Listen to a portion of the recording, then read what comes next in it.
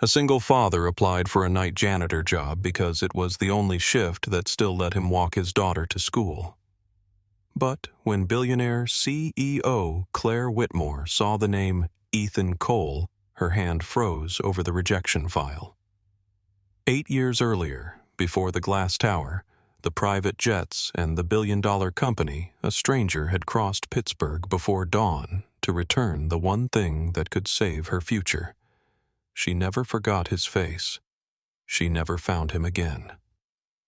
Now he stood in her lobby wearing repaired shoes, carrying unpaid bills in his pocket, and asking for a mop. What happened next was not simply a story about luck or romance. It was about the kind of integrity no resume can measure and the price people pay for telling the truth. Stay until the end. Like this video and tell us where you are watching from. By 7 the next morning, the name Ethan Cole was still sitting on Claire Whitmore's desk. She had moved the application twice during the night, first beside her laptop, then into the locked drawer where she kept the faded photograph of the visitor log from 8 years earlier. Neither place made the discovery feel more real. Across the city, Ethan was standing barefoot in a narrow kitchen trying to keep scrambled eggs from burning, while his daughter searched the apartment for a library book she swore had disappeared on its own. Sophie books do not disappear. This one did. Did it disappear before or after you carried it into your bedroom? That feels like an accusation. Ethan turned down the stove and looked toward the hallway. Sophie Cole came running into the kitchen with one shoe on her dark hair only half brushed and a purple backpack hanging from one shoulder. At 9 years old, she had already learned how to examine adults when she suspected they were hiding something. She placed both hands on the kitchen table. "We may have a situation." Ethan lifted an eyebrow. "That sounds serious. I found the book." "Good. It was under my pillow. Books are known to migrate there. I might have put it there so I could read after bedtime. That would explain the migration." She watched him slide the eggs onto 2 plates. "You are not mad I am deciding." "Deciding what?" "Whether I should be concerned that you broke bedtime rules or proud that you broke them for reading." Sophie pulled out a chair. "Proud seems healthier." A letter lay near Ethan's elbow, partly covered by a grocery store flyer. The words "Final Notice" showed through the thin paper. Sophie saw them before he could move the flyer. Her expression changed. "Is that from Mr. Bell?"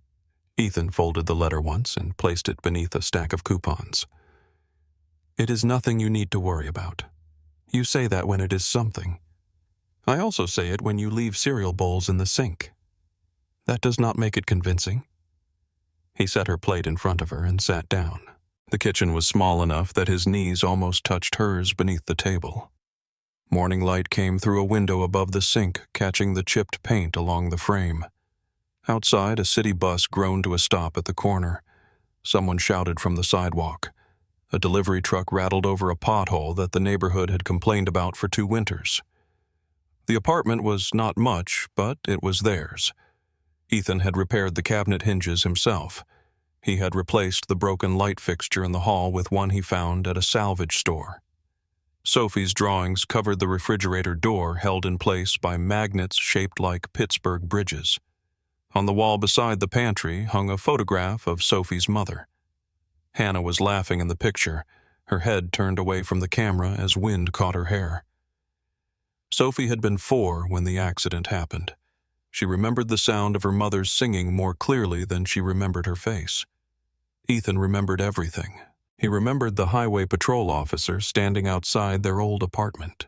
He remembered the untouched coffee on the counter. He remembered Sophie waking before sunrise and asking when her mother was coming home. 5 years had passed, but every decision Ethan made still began with the same quiet promise. Sophie would not lose another parent. "The interview is today," she said. Ethan nodded. "At 10, for the cleaning job, for the overnight facilities position. That means cleaning. It means several things, most of them involving cleaning." He smiled despite himself. "Yes." Sophie took a bite of eggs. Do you want the job? Ethan looked toward the hidden notice. The private school where he had worked for 6 years had outsourced its maintenance department 3 months earlier. The company that replaced him had offered a position but only on rotating shifts. Some began before dawn. Others ended after midnight. There was no reliable childcare that matched the schedule, and the hourly pay barely covered the cost of finding someone to watch Sophie. Since then, Ethan had repaired leaky pipes, replaced outlets, moved warehouse inventory, and accepted every temporary job he could find. The janitorial position at Whitmore Grid Systems offered health insurance, steady hours, and a shift that ended early enough for him to take Sophie to school. It did not matter that some people would see the job as beneath him. Stable work was never beneath a man with someone depending on him. I want what the job makes possible, he said. Sophie considered that. That sounds like something adults say when the answer is complicated. The answer is complicated. Are we moving? No. He said it too quickly. Sophie looked down at her plate. Ethan reached across the table. Listen to me. We are staying here. You do not know that. I know I am going to do everything I can. She traced the edge of her fork with her thumb. That is not the same. No, it was not. Ethan hated that she was old enough to understand the difference. He squeezed her hand. I will handle Mr. Bell. How I have a job interview. For cleaning. For keeping a building running. Sophie looked up. Buildings listen to you better than people do. That is because buildings usually tell the truth. She almost smiled. Ethan glanced at the clock. Finish eating. We leave in 12 minutes. 11. 12. You always give me one extra. That is because you always need it. He walked her to school beneath a pale morning sky. Brookline was waking around them. Garage doors rose. Coffee shops turned their signs from closed to open. A man in a Steelers cap scraped old stickers from the window of a corner store. The air carried the smell of wet pavement and fresh bread from the bakery 2 blocks away. Sophie held Ethan's hand only when they crossed streets now. On the sidewalk, she walked half a step ahead as though independence could be practiced in small distances. At the school entrance, she adjusted the straps of her backpack. Wear the blue shirt, she said. I am wearing the blue shirt. The good blue shirt. This is the good blue shirt. She inspected the collar. It needs ironing. It was ironed. By you? Yes. That explains it. Ethan looked at her. Sophie grinned. Then she leaned forward and wrapped her arms around him. The hug was quick, almost secretive. She pulled away before any of her classmates could notice. Good luck, she said. Thank you. And do not tell them you are desperate. I was not planning to. You make a face. What face? The one where your eyebrows try to look calm. My eyebrows do not have intentions. They do today. She turned and ran toward the doors. Ethan remained on the sidewalk until she disappeared inside. Only then did he walk back toward his truck. It was a 12-year-old Ford with a dented rear bumper and a heater that made a clicking sound every time it started. On the passenger seat lay a folder containing his resume, 3 references, and copies of every safety certificate he still held. He had packed them carefully the night before. He did not know that Claire Whitmore had already read every page. At 9:45, Ethan entered the lobby of Whitmore Grid Systems.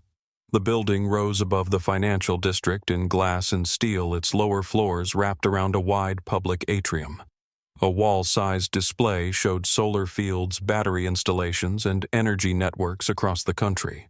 Employees crossed the marble floor with coffee cups and tablets, moving with the speed of people whose time belonged to calendars. Ethan paused near the entrance, not because of the height of the ceilings or the company logo suspended above the reception desk. He was looking at the emergency lights. One near the east corridor flickered almost imperceptibly. The air vent above reception made a soft ticking sound every 18 seconds. Behind a decorative wall panel, a mechanical relay clicked twice before the lobby doors opened. Ethan noticed these things without trying. Buildings always introduced themselves.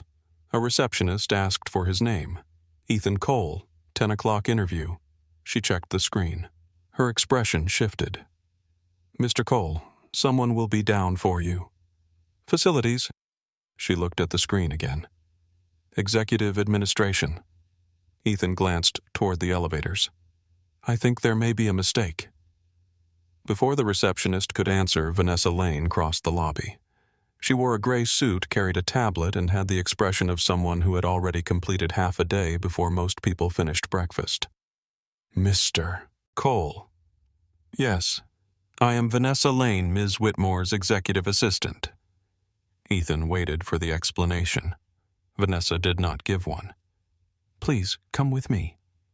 The elevator required a security card and moved so smoothly Ethan barely felt it rise. Vanessa watched the numbers change above the door. You applied for the night facilities position, she said. That is correct. You did not apply for any executive-level role. No. And no one contacted you before this morning. No. Vanessa looked at him then, as though trying to determine whether he knew something she did not. Ethan met her gaze. I was told there was an interview. There is. With the chief executive officer. That appears to be the case. He looked toward the doors. Does she usually interview janitors? No. That answer was honest enough to make him uneasy. The elevator opened onto a quiet floor lined with dark wood and glass offices. The city stretched beyond the windows, bridges crossing the rivers below like thin lines drawn across steel-colored water. Vanessa led him into a conference room beside Claire's office. Ms. Whitmore will be with you shortly. She started to leave. Ethan looked toward the ceiling. The vent above your reception desk needs to be checked. Vanessa turned. What? It is probably a loose damper blade. It clicks when the pressure changes. She stared at him for a moment. I will tell facilities. I thought I was telling facilities. For the first time, her expression almost softened. Then she left. Ethan stood alone beside the window. He did not sit immediately. He looked down at the city and thought about the rent notice under the coupons.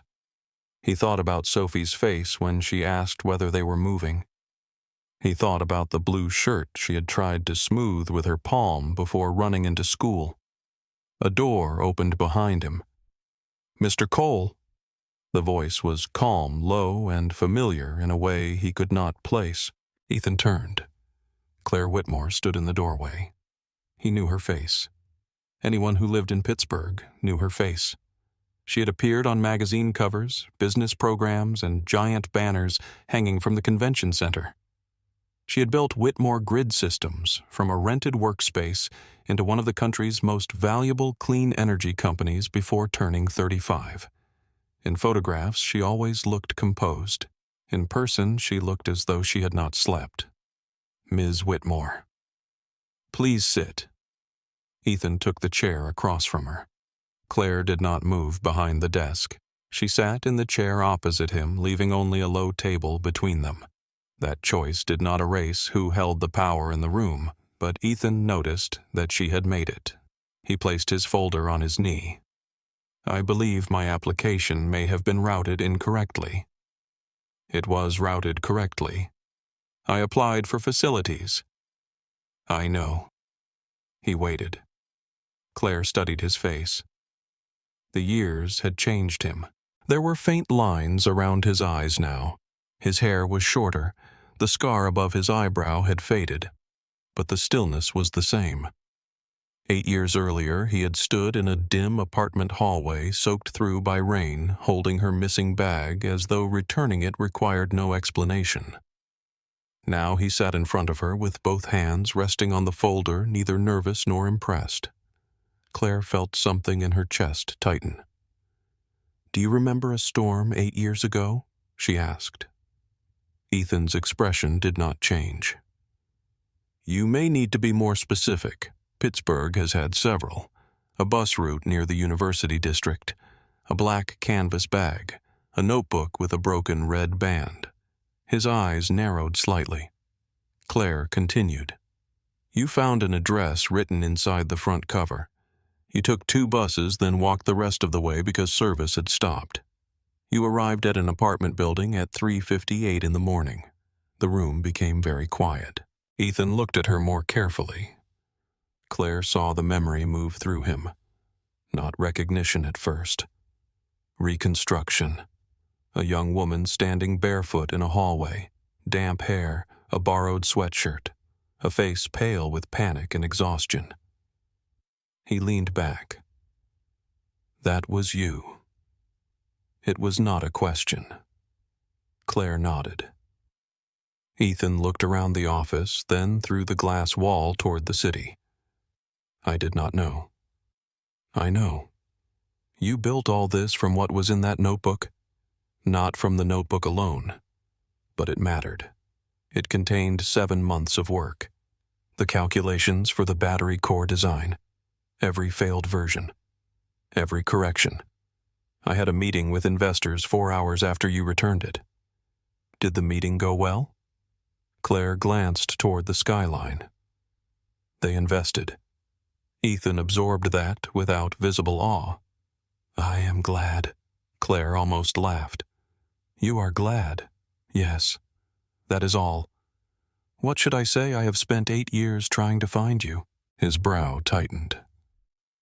How did you know my name? Claire opened the drawer beside her and removed a faded photograph. She placed it on the table. It showed the lobby visitor log from her old apartment building. The image was blurred near the edges, but one line remained readable. Ethan Cole. The night guard photographed the page for me, Claire said. The address you wrote was incomplete. I searched employment records, phone directories, social media. There were too many Ethan Coles and not enough information. Ethan looked at his old signature. I was living in a rented room then. I moved 2 weeks later. That explains part of it. Why did you keep looking? Claire did not answer immediately. Because gratitude had followed her into every room she entered after that night. Because success had made the memory more uncomfortable, not less. Because magazines called her self-made. And every time she read those words, she remembered a stranger walking through rain with her future under his arm. You returned something that changed my life, she said.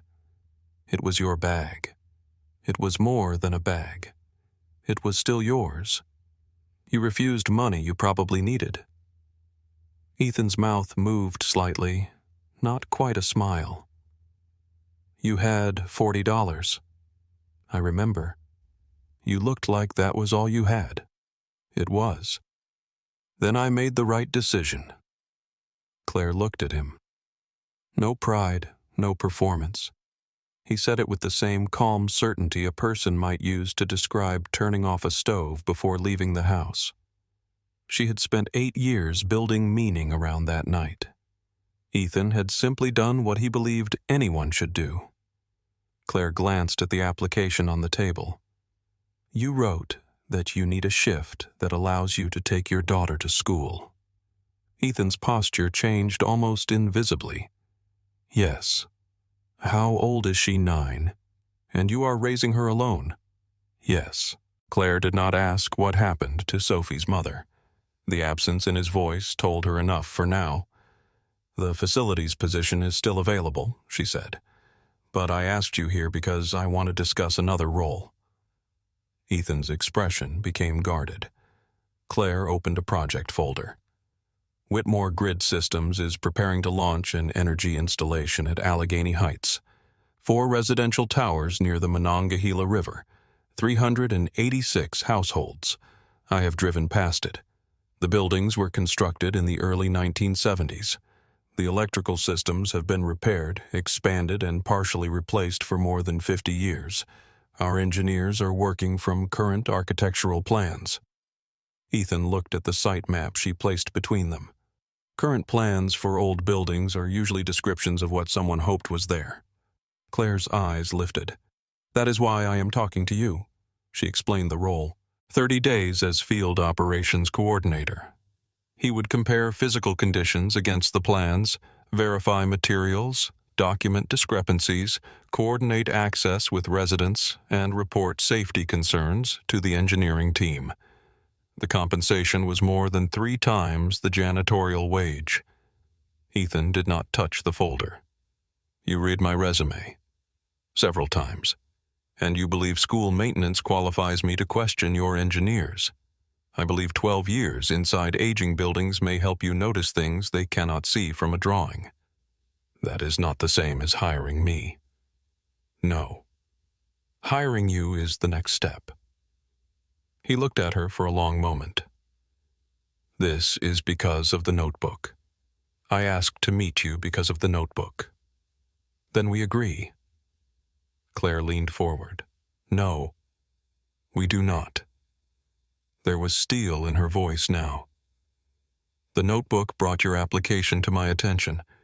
Your work history kept it there. Electrical repair, inventory control, emergency maintenance, boiler systems, warehouse logistics. You have done exactly the kind of work this project needs. I do not have a degree. I am aware. I have no corporate experience. I have enough people with corporate experience. He studied her face. Ethan had spent years in rooms where people evaluated what he lacked before asking what he could do. Claire was evaluating him differently, but that did not make the risk disappear. If I take this, he said, people will find out how you know me. They do not need to. They will. Claire knew he was right. Organizations could keep technical secrets for years and spread personal rumors before lunch. Ethan placed the folder back on the table. I will not be part of a company story about a billionaire rewarding a poor man who once helped her. I would never describe you that way. Someone will. Then I will stop them. That is not enough. His voice remained calm, but the refusal beneath it was absolute. Claire waited. Ethan continued. No press release, no internal profile, no photographs, no speeches about kindness returning. If the story becomes part of the job, I leave. Claire nodded. Agreed. The salary is the real salary for the position. It is. Not increased because you feel grateful. No. Not reduced because I do not have a degree. No. And if I am not useful after 30 days, you end the contract. Yes. No special protection. You will receive the same protection every employee should receive. That was not what I asked. Claire held his gaze. If you cannot do the job ends. Ethan nodded. Then I will take the 30 days. Claire extended her hand. He looked at it for a second before reaching across the table. His grip was warm and steady. The contact lasted only a moment. Still, Claire felt it after he released her hand. Ethan closed the project folder. My daughter needs to know I will be home for dinner. You will be. And I take her to school. We can adjust your start time. I am not asking for favors. It is not a favor. The site team does not begin full access inspections before 9. He nodded. Then I can start tomorrow. Claire stood as he did. At the door, Ethan paused. The emergency light near your east lobby corridor is failing. Claire blinked. You noticed that it flickers every few seconds. No one has reported it. That does not mean it is working. He opened the door. Claire watched him leave. In the elevator, Ethan called Sophie. She answered in a whisper. I am in class.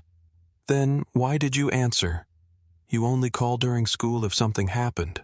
I got the job, the cleaning job. Not exactly. There was a pause. Did you accidentally become an executive? Numb. Good. You do not own enough ties. Ethan smiled at his reflection in the elevator doors. It is a field operations job, 30 days. Is that better? It is more complicated. Better things usually are. The elevator opened into the lobby. Claire had stepped out of her office in time to hear the last exchange before the doors closed. Vanessa stood beside her. "Should I notify Human Resources?" "Yes." "And Facilities?" Claire looked toward the lobby far below. "Have them inspect the East Corridor emergency light." Vanessa tapped a note into her tablet. "You trust him." Claire watched Ethan cross the marble floor. "I trust that he could have asked me for anything today, but he did not. He asked me not to give him anything he had not earned." That afternoon, Claire ordered every available floor plan permit, record safety report, and procurement document for Allegheny Heights sent to Ethan. At 7 the next morning, after walking Sophie through the school doors, Ethan drove toward the river and stepped through the gates of the 4 aging towers with a flashlight, a clipboard, and 30 days to prove that the woman who remembered his name had not mistaken gratitude for judgment. The gates of Allegheny Heights opened with a metallic groan, and Ethan drove through them just after 9. Up close, the 4 brick towers seemed to lean toward the courtyard, as if they had spent 50 years listening to the same arguments. Window units rattled above patched concrete. Laundry moved in the morning wind. Children crossed between buildings while crews unloaded cable beside a temporary fence. Ethan parked near the site office and sat for a moment with both hands on the steering wheel. 30 days. Enough time to do honest work. Not enough time to pretend he belonged. He picked up his clipboard flashlight and canvas tool bag, then entered the trailer. 2 crew leaders stood over a folding table covered with drawings. A broad man named Curtis Hale introduced himself as the electrical supervisor. Leon Price handled building access and resident scheduling. Before Ethan could ask his first question, Dr. Nolan Pierce entered. Nolan wore a white shirt, dark slacks, and work boots, too clean for the basement dust outside. His badge identified him as lead project engineer. "I understand Claire assigned you to field verification," Nolan said. "She assigned me to compare the plans with the buildings." Nolan placed one hand on the drawings. "These are the latest electrical revisions. Our engineering team has already completed site validation." Ethan studied the pages. "Do you have the original city permit drawings? These were created from the original records. I mean the first plans from when the towers were built. That was more than 50 years ago." "Yes.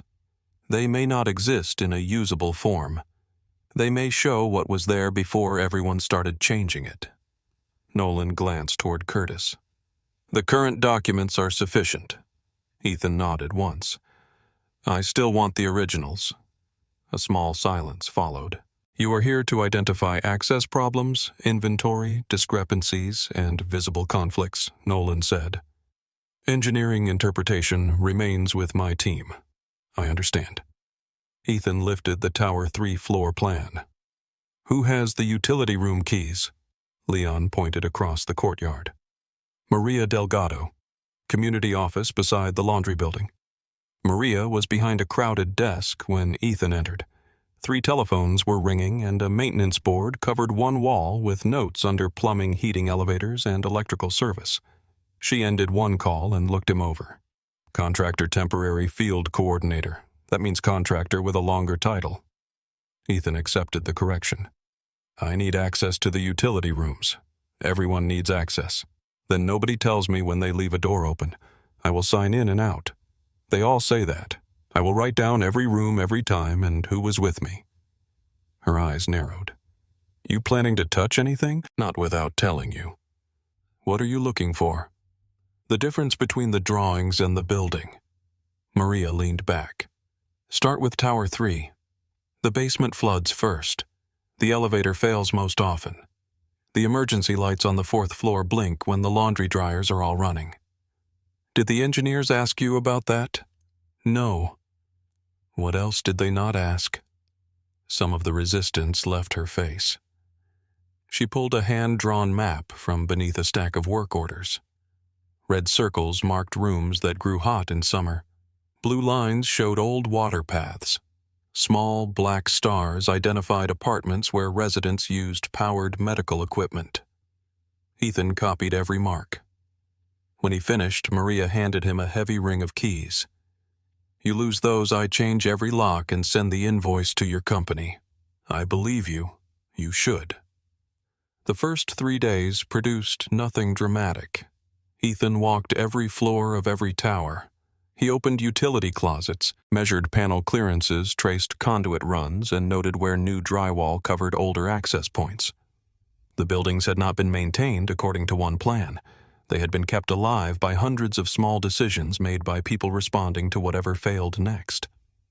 A retired custodian told Ethan which walls had been opened after a pipe burst in 1998. A resident remembered an electrical fire that forced the replacement of only half a riser cable. A former elevator technician described a temporary bypass nobody had ever removed.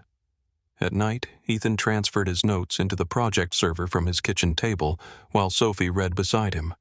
She looked over at one of his diagrams. "It looks like a maze." "It is.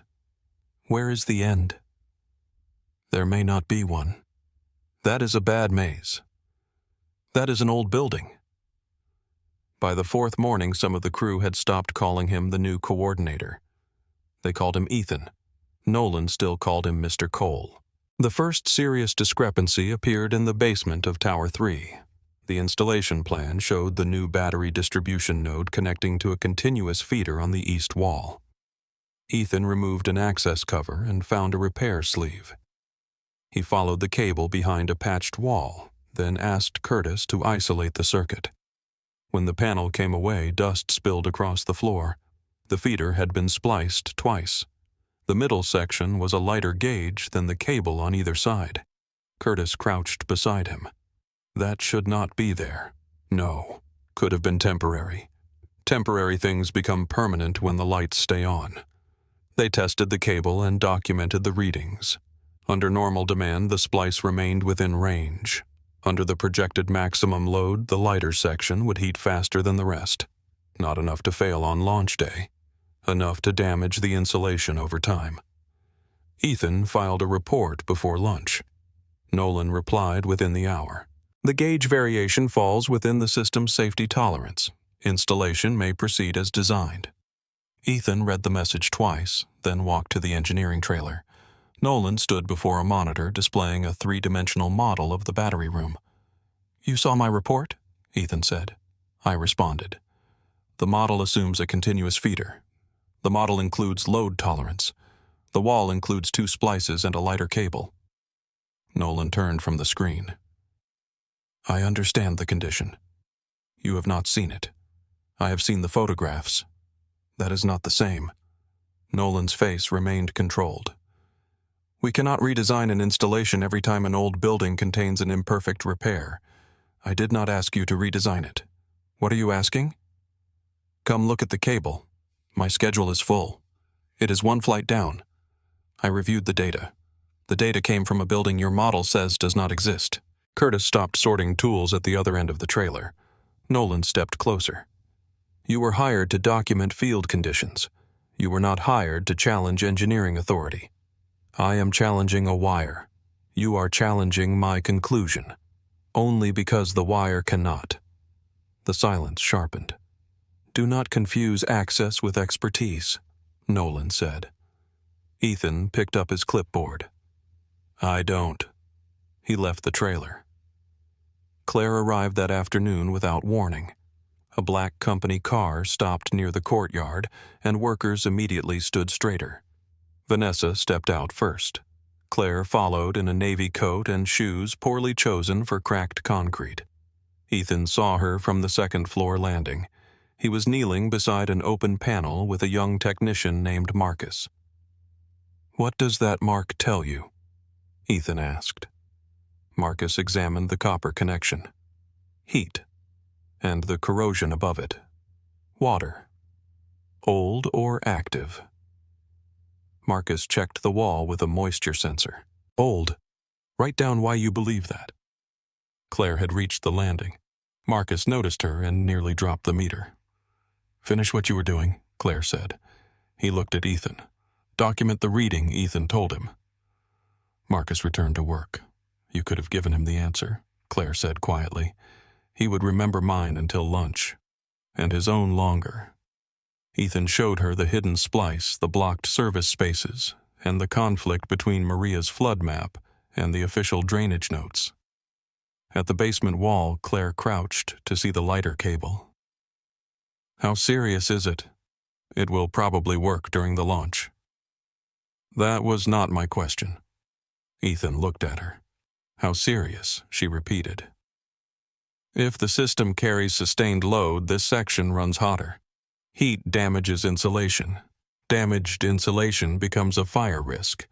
Did Nolan inspect it? No. Why not? He believes the readings are within tolerance. And you do not. I believe tolerance is not a substitute for knowing what is inside the wall. They crossed the courtyard together. An older woman struggled to pull a grocery cart over the broken entrance to Tower 2. Ethan stopped in the middle of Claire's question and went to help. He lifted the front wheels, carried the cart through the doorway, and waited until the woman had a firm grip. When he returned, Claire was watching him. What you always do that.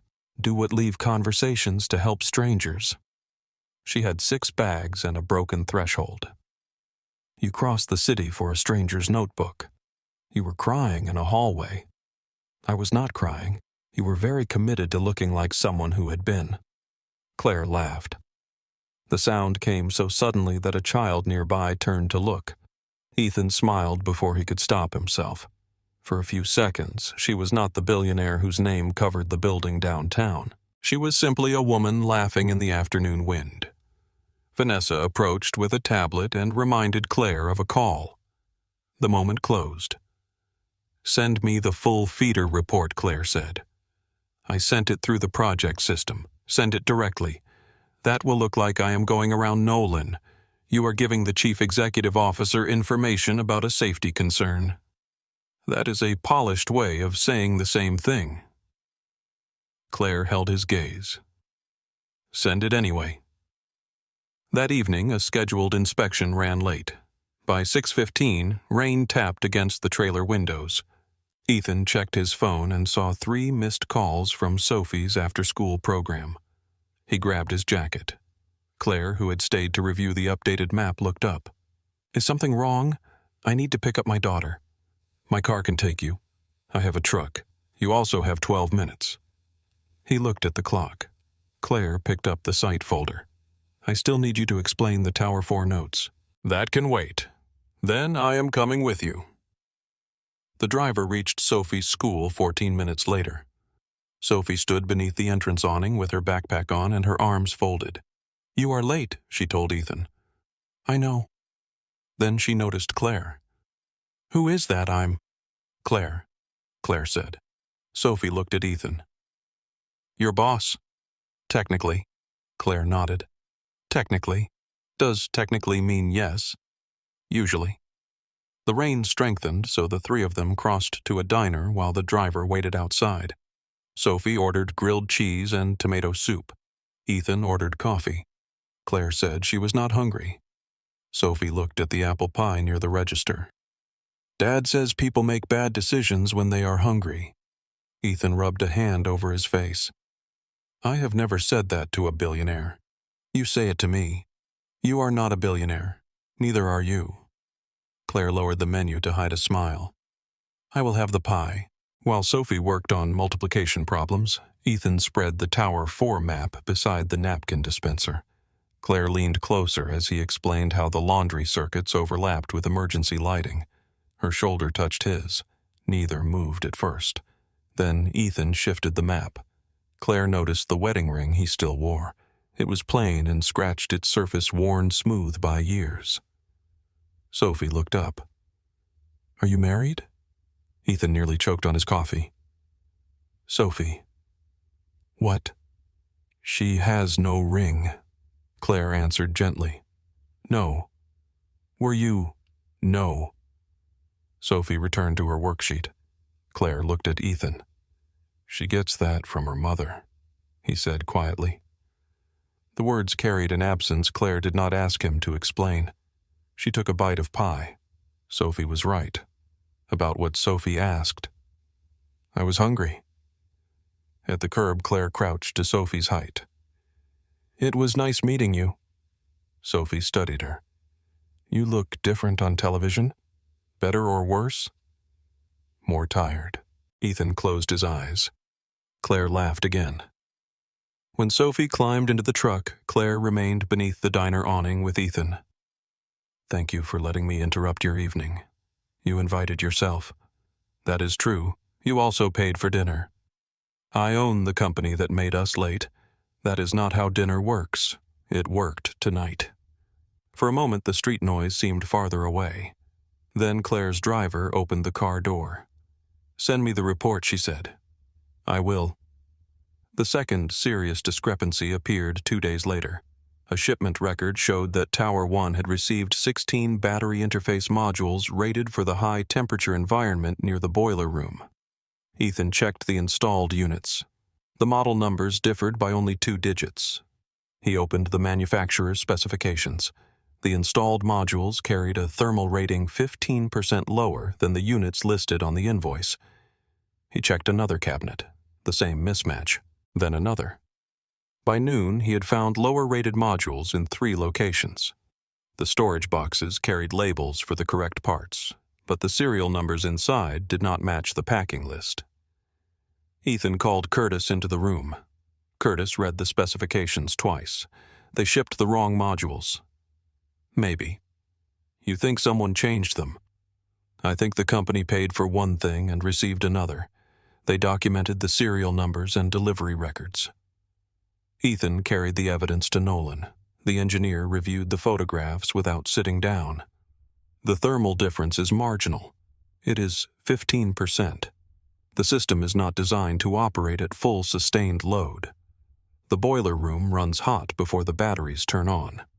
The ventilation upgrade addresses that. Has the thermal model been rerun with these modules? Nolan looked at him.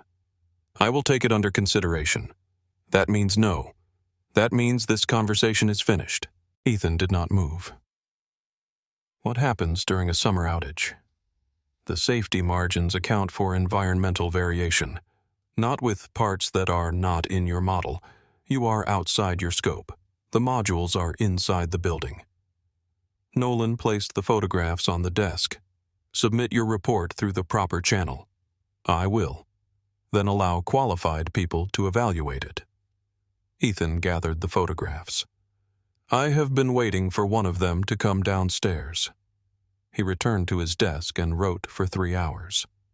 He included the installed model numbers, the required model numbers, the thermal ratings, the boiler room temperature, history, the invoices, the serial records, and the operating scenario most likely to push the modules beyond their safe threshold. He accused no one. He wrote only what he could prove. Near sunset, Ethan attached the photographs and saved the report. Through the trailer window, he saw Maria crossing the courtyard with an older resident. The woman carried a portable oxygen concentrator over one shoulder. A clear tube ran beneath her nose. The machine made a soft pulse with every breath. Ethan thought about Sophie waiting at home. He thought about the rent notice. He thought about how easily a 30-day contract could disappear. Then he submitted the report through the official project system. A confirmation appeared. He opened a new email and typed Claire Whitmore into the recipient line. For several seconds, he stared at her name. Then he attached the report and pressed send. 30 floors above downtown Pittsburgh. Claire's phone lit up on the dark surface of her desk. She opened Ethan's message. The first photograph showed the wrong model number. The second showed the invoice for the correct one.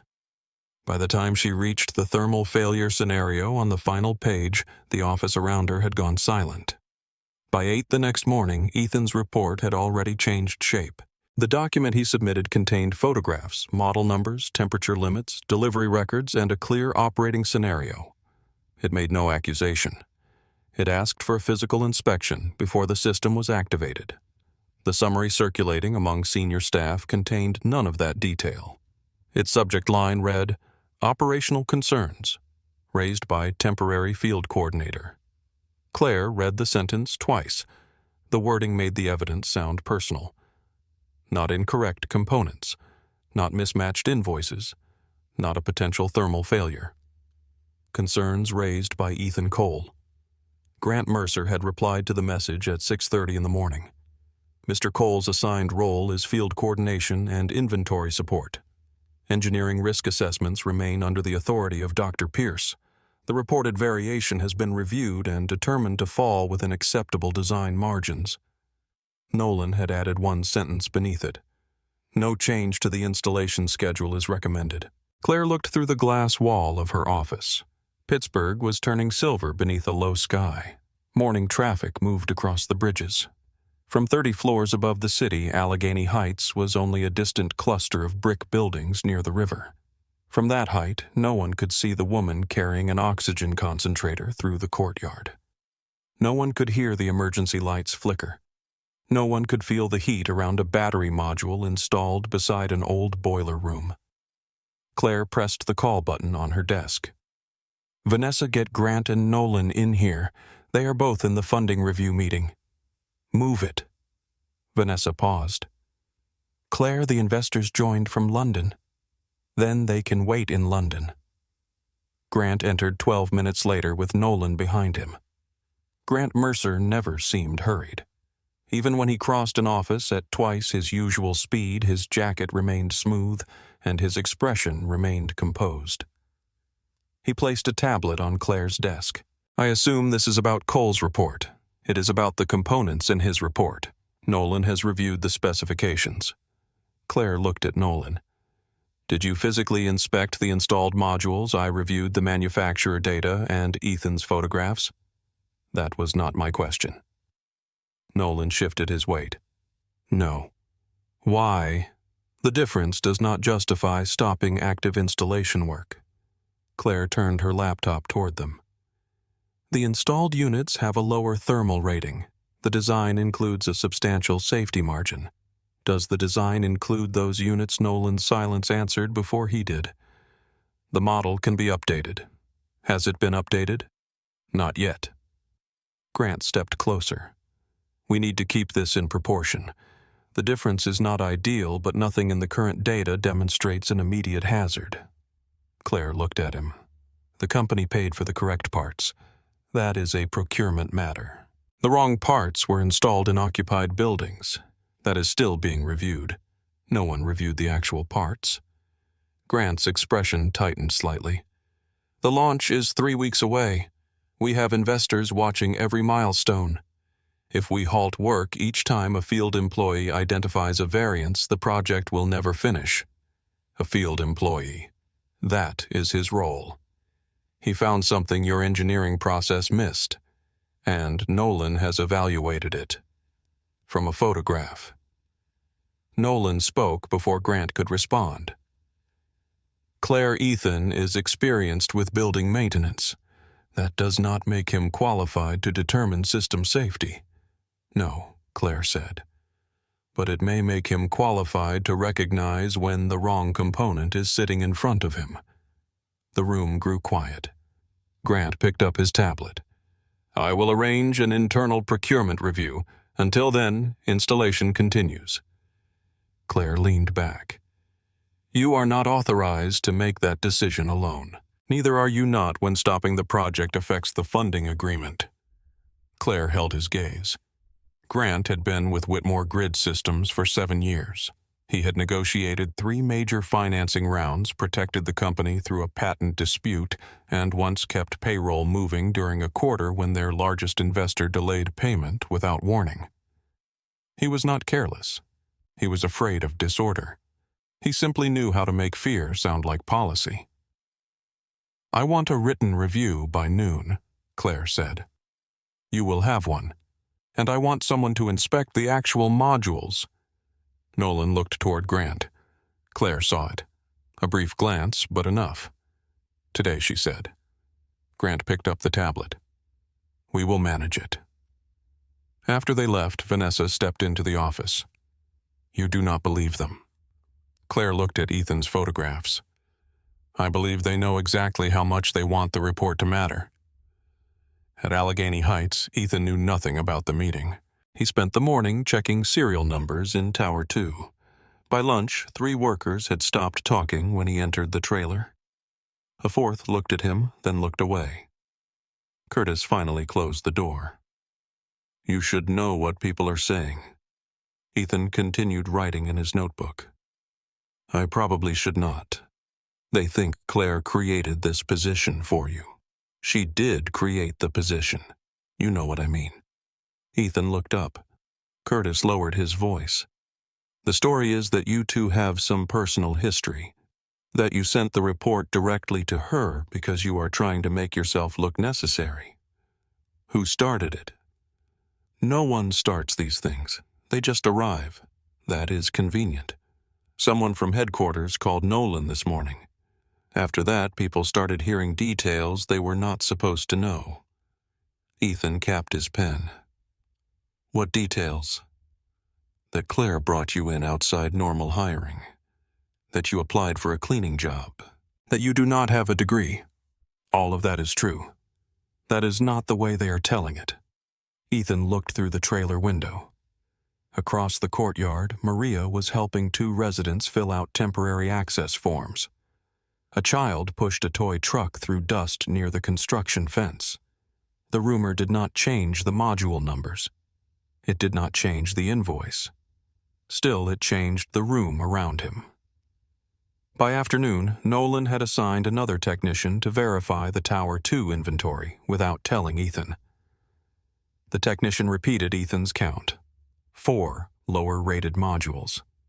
Nolan logged the result as a non-critical substitution pending procurement clarification. Ethan read the entry on the project server. Then he printed it. He folded the page and placed it in the front pocket of his clipboard. Grant arrived at the site just before 4. He wore a dark coat despite the heavy summer air and walked across the courtyard without looking at the residents. Nolan met him outside the trailer, but Grant spoke to him only briefly before asking where Ethan was. He found Ethan in the basement of Tower 2 comparing a delivery manifest against a row of installed units. I would like a direct conversation, Grant said. Ethan set down the manifest. I prefer those. Grant looked around the room. The basement ceiling was low. Old pipes crossed above the new cable trays. Heat gathered near the boiler wall despite the ventilation fans. You understand this project carries unusual visibility for the company. I understand it carries electricity for 386 households. That is not the only consideration. No. 3 institutional investors have tied their continued participation to an on-time launch. If we miss that commitment, the next financing round may collapse. Ethan waited. Grant continued. That affects every employee at Whitmore Grid Systems. It affects future residential projects. It affects whether this company can continue building systems for communities like this one.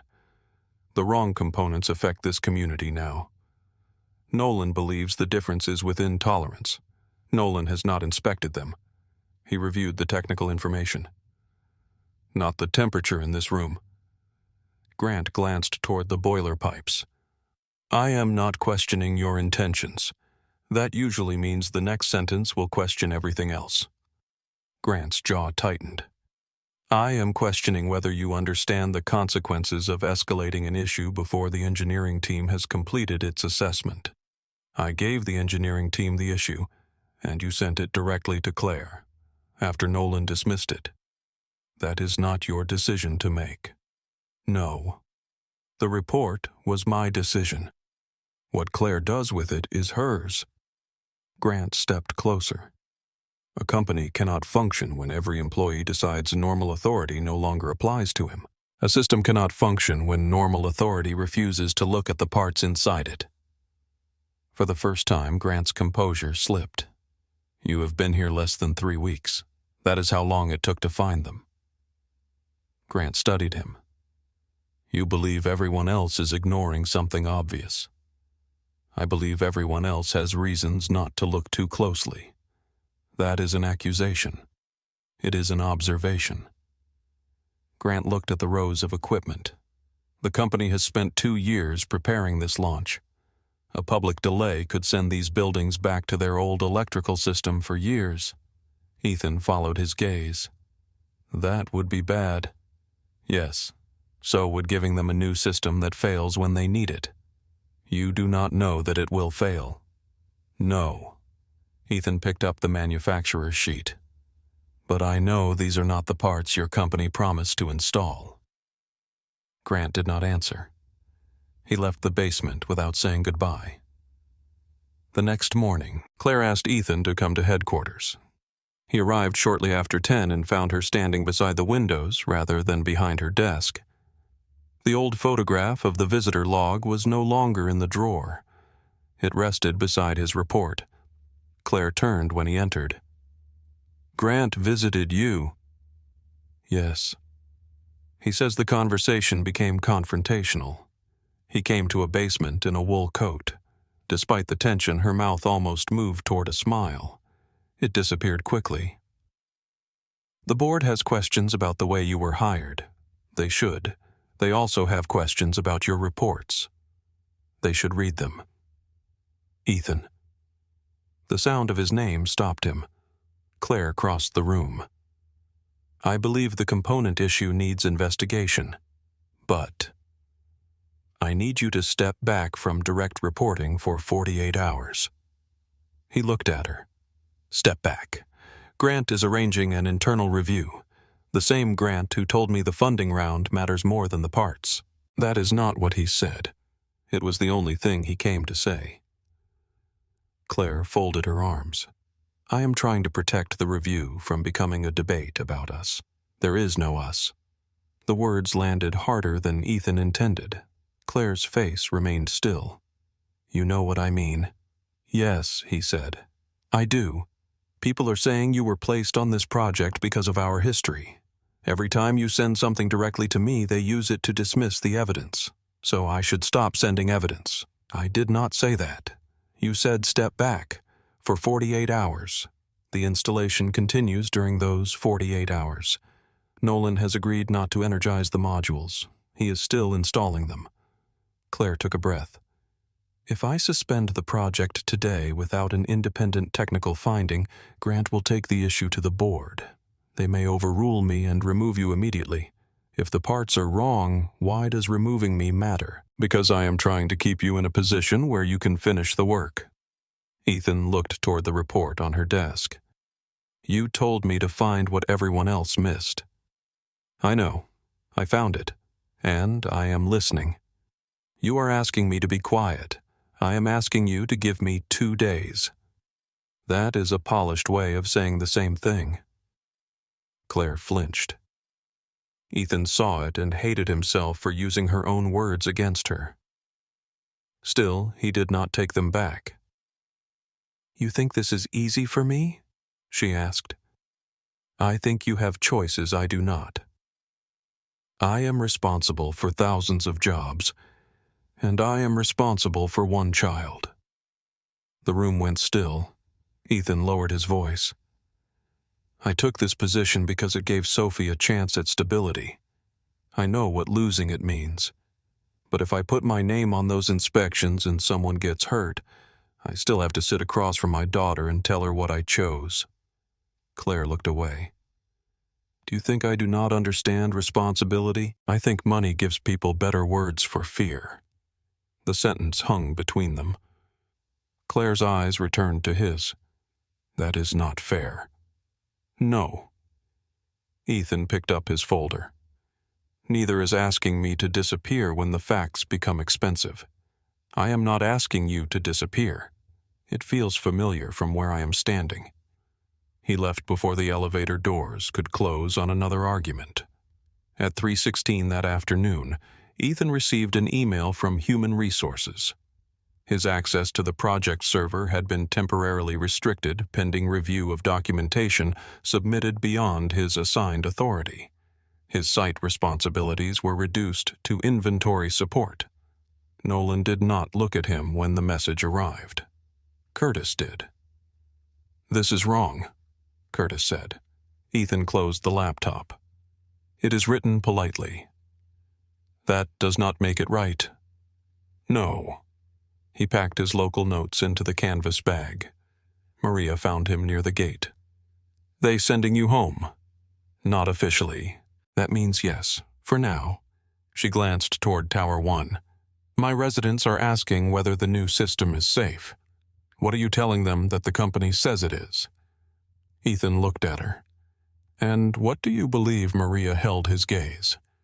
I believe you are the only person who looked worried before something broke. At home that evening, Ethan sat at the kitchen table with the suspension notice and the rent letter in front of him. Sophie entered carrying 2 bowls of popcorn. Dinner was an hour ago, he said. This is emotional support popcorn. Is that a recognized category? It is in this apartment. She placed a bowl beside him and read his face. Did you lose the job? I do not know. Did you do something wrong? I made some people angry. That was not my question. Ethan looked at the letter. No, I do not think I did anything wrong. Then why do you look ashamed? He looked up. Sophie sat across from him.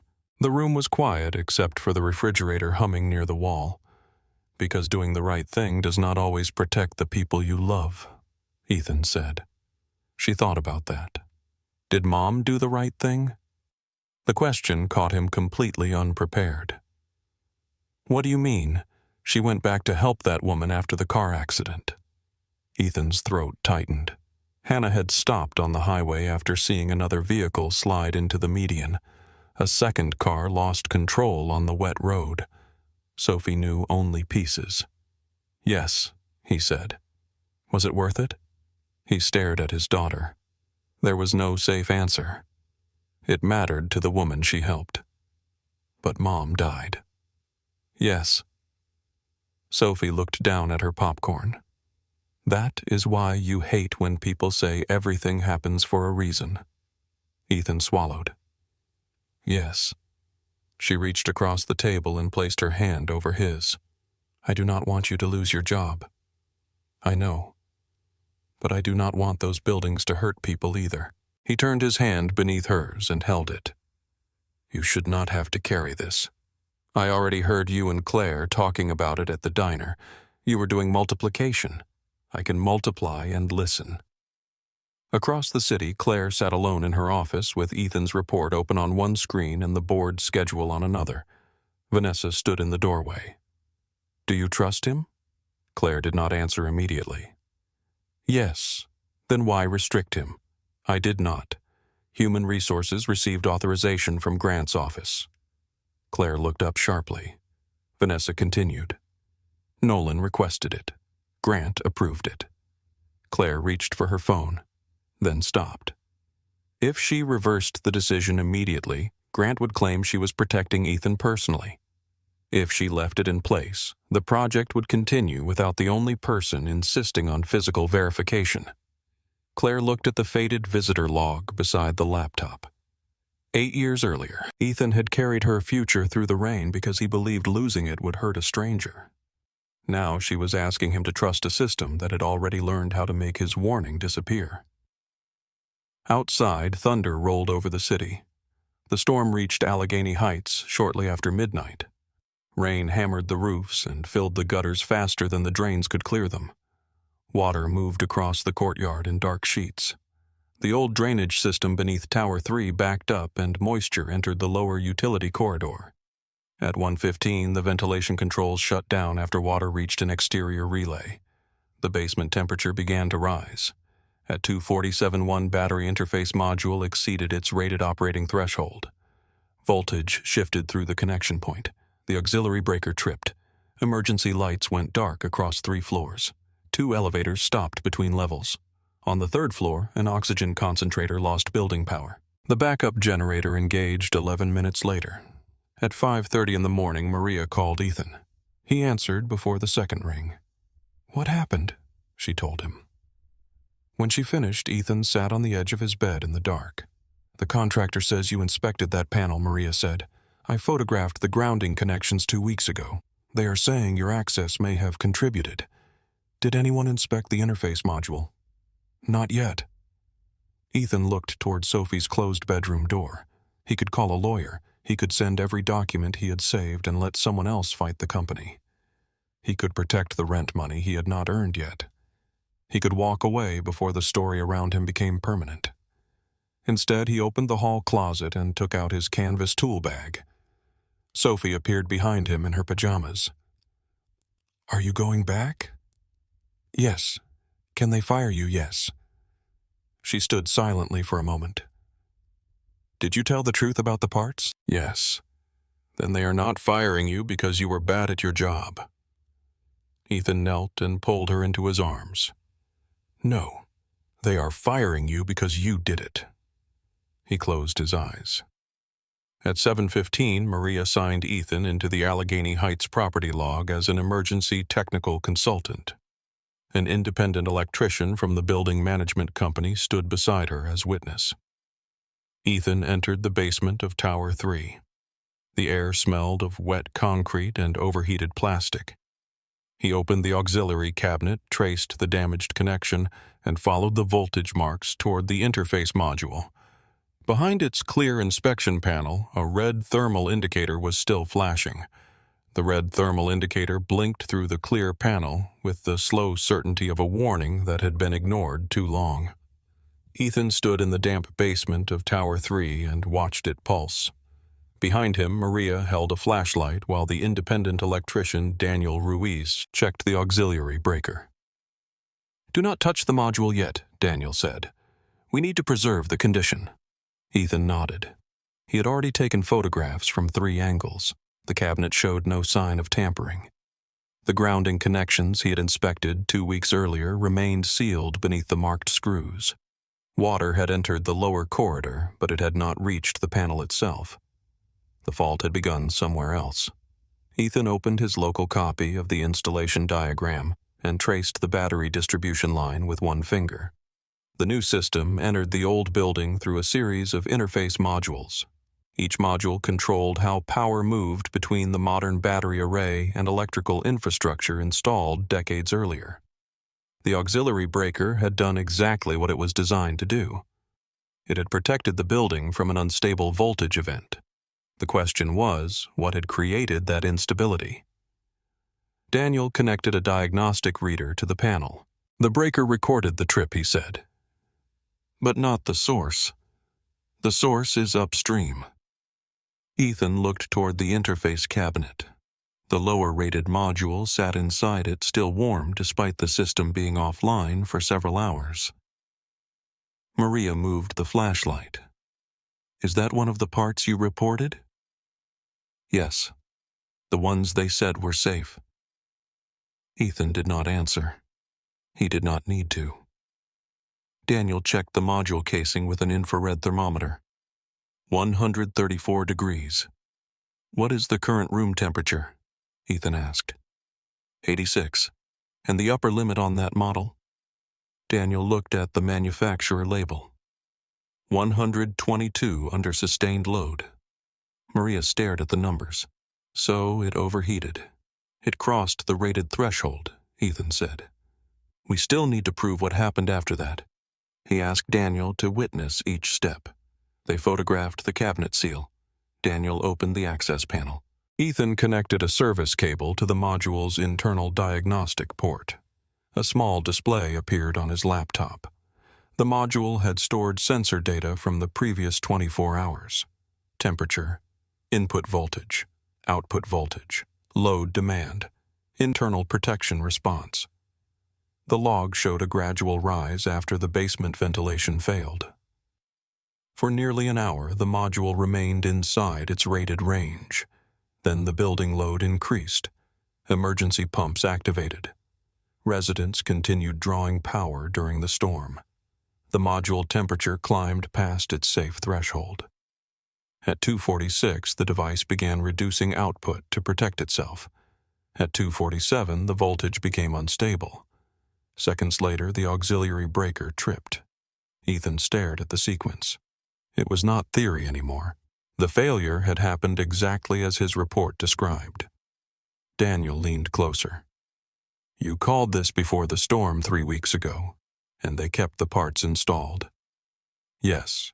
Maria lowered the flashlight. For a moment, the only sound was water dripping behind the wall. What do we do? She asked. Ethan looked at the diagnostic log. We document everything. 30 floors above downtown Pittsburgh, 7 members of the Whitmore Grid Systems Board sat around a glass conference table. The windows behind them looked toward the river. Beyond the bridges and industrial rooftops, the 4 towers of Allegheny Heights rose in the distance. Claire had chosen the room for that view. Grant sat halfway down the table with a folder arranged precisely in front of him. Nolan occupied a chair near the far end beside the company's general counsel. Vanessa stood near the wall with a tablet. The board chair, Margaret Ellis, looked toward Claire.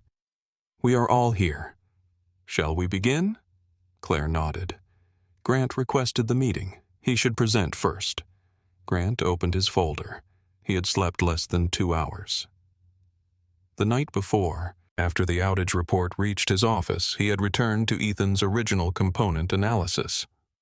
Not the summary. Not Nolan's response. The full report. He had read every page. He had seen the model numbers, the temperature limits, and the exact operating scenario Ethan had described. High room temperature, sustained building load, lower rated interface module, voltage instability. Grant had sat alone in his office with the report open until the city lights disappeared beneath the rain. He had known when he first received it that the concern deserved a physical inspection. He had chosen not to demand one. At the time, that decision had felt disciplined. Now it felt like something else. He stood and faced the board. The Allegheny Heights project is currently 21 days from scheduled activation, he began. The launch is tied to 3 funding commitments and 2 pending municipal contracts. He moved to the next page. Ethan Cole was hired outside the normal selection process for a temporary field coordination role. He has substantial maintenance experience but no formal engineering degree and no previous corporate project management background.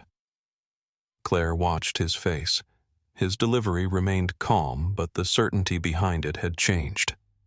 Grant continued. During his assignment, Mr. Cole submitted several reports challenging existing engineering conclusions. He also sent technical material directly to the Chief Executive Office after Dr. Pierce had reviewed the concerns. Margaret looked toward Nolan. Did you review them? Yes. Physically, Nolan hesitated. I reviewed the data provided. That was not the question. No. I did not physically inspect every reported component. Grant continued before the silence deepened. Yesterday, Mr. Cole's project server access was restricted after Human Resources received a request from engineering and approval from my office. Last night, an electrical event occurred in Tower 3. Emergency lighting failed across 3 floors. 2 elevators stopped. Several medical devices lost building power until the backup generator activated. A board member named Thomas Green leaned forward. How long was the delay? 11 minutes. Why did the generator take 11 minutes? The building's existing transfer system also experienced a fault during the event. That matter is under review. Thomas looked toward the distant towers. Were any residents injured? No confirmed injuries. Confirmed. 2 residents were evaluated by paramedics. Neither required hospitalization. Claire watched Margaret write something in the margin of her notes. Grant placed both hands on the table. The installation contractor has requested that Mr. Cole be removed pending investigation. They argue that his prior access to the auxiliary panel may have contributed to the outage. Did it? Margaret asked. We do not yet know. Claire spoke for the first time. We do know his visit was documented. He photographed grounding connections and did not alter the panel. Grant looked at her. The contractor disputes that conclusion. The photographs do not. Nolan shifted in his chair. Photographs cannot establish every action taken in the room. Claire turned toward him. Neither can speculation. Margaret raised one hand. Grant, continue. Grant looked down at his folder. The project cannot absorb further disruption without serious financial consequences. Missing the launch may place the next funding round at risk. It may also delay similar installations planned in 3 other cities. Thomas frowned. You are recommending that we continue. I am recommending that the board evaluate the full cost of stopping. Margaret looked toward Claire. And you? Claire's phone rested face down beside her laptop. She had not heard from Ethan since the call from Maria. I am waiting for verified field evidence. Nolan looked at her. The system has already been reviewed by qualified engineers. The system failed last night. The old auxiliary infrastructure failed. We do not know that. I do. The certainty in Nolan's voice changed the room. Claire studied him. You know, the trip originated at the auxiliary panel. Have you inspected the panel? No. Then how do you know? Because the battery system was operating within normal parameters before the event. According to whose data? The contractor's monitoring platform. Was that platform recording the internal temperature of the substituted modules? Nolan did not answer. Margaret closed her notebook. Claire, you said you were waiting for evidence. How long do you intend to wait? Before Claire could respond, her phone vibrated. Once, then again. Vanessa glanced at the screen of her tablet. Claire. The urgency in her voice drew every eye in the room. An email just arrived from Ethan Cole. Claire turned the phone over. The message had been sent at 6:43 that morning. Subject Tower 3, Thermal Event, Documentation. She opened it. There were 11 attachments, photographs, sensor data, the installed model number, the correct specification, the contractor invoice, a witnessed access record signed by Maria Delgado and Daniel Ruiz. Claire read the first page without speaking. Grant watched her expression. He already knew. Not the details, but the shape of the truth. Claire connected her laptop to the boardroom display. I have received a field report from Allegheny Heights.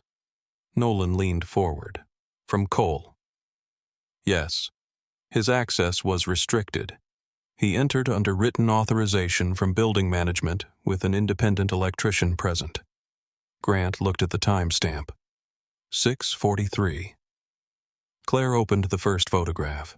The red thermal indicator filled the screen. This is the interface module connected upstream from the auxiliary panel. She displayed the manufacturer label.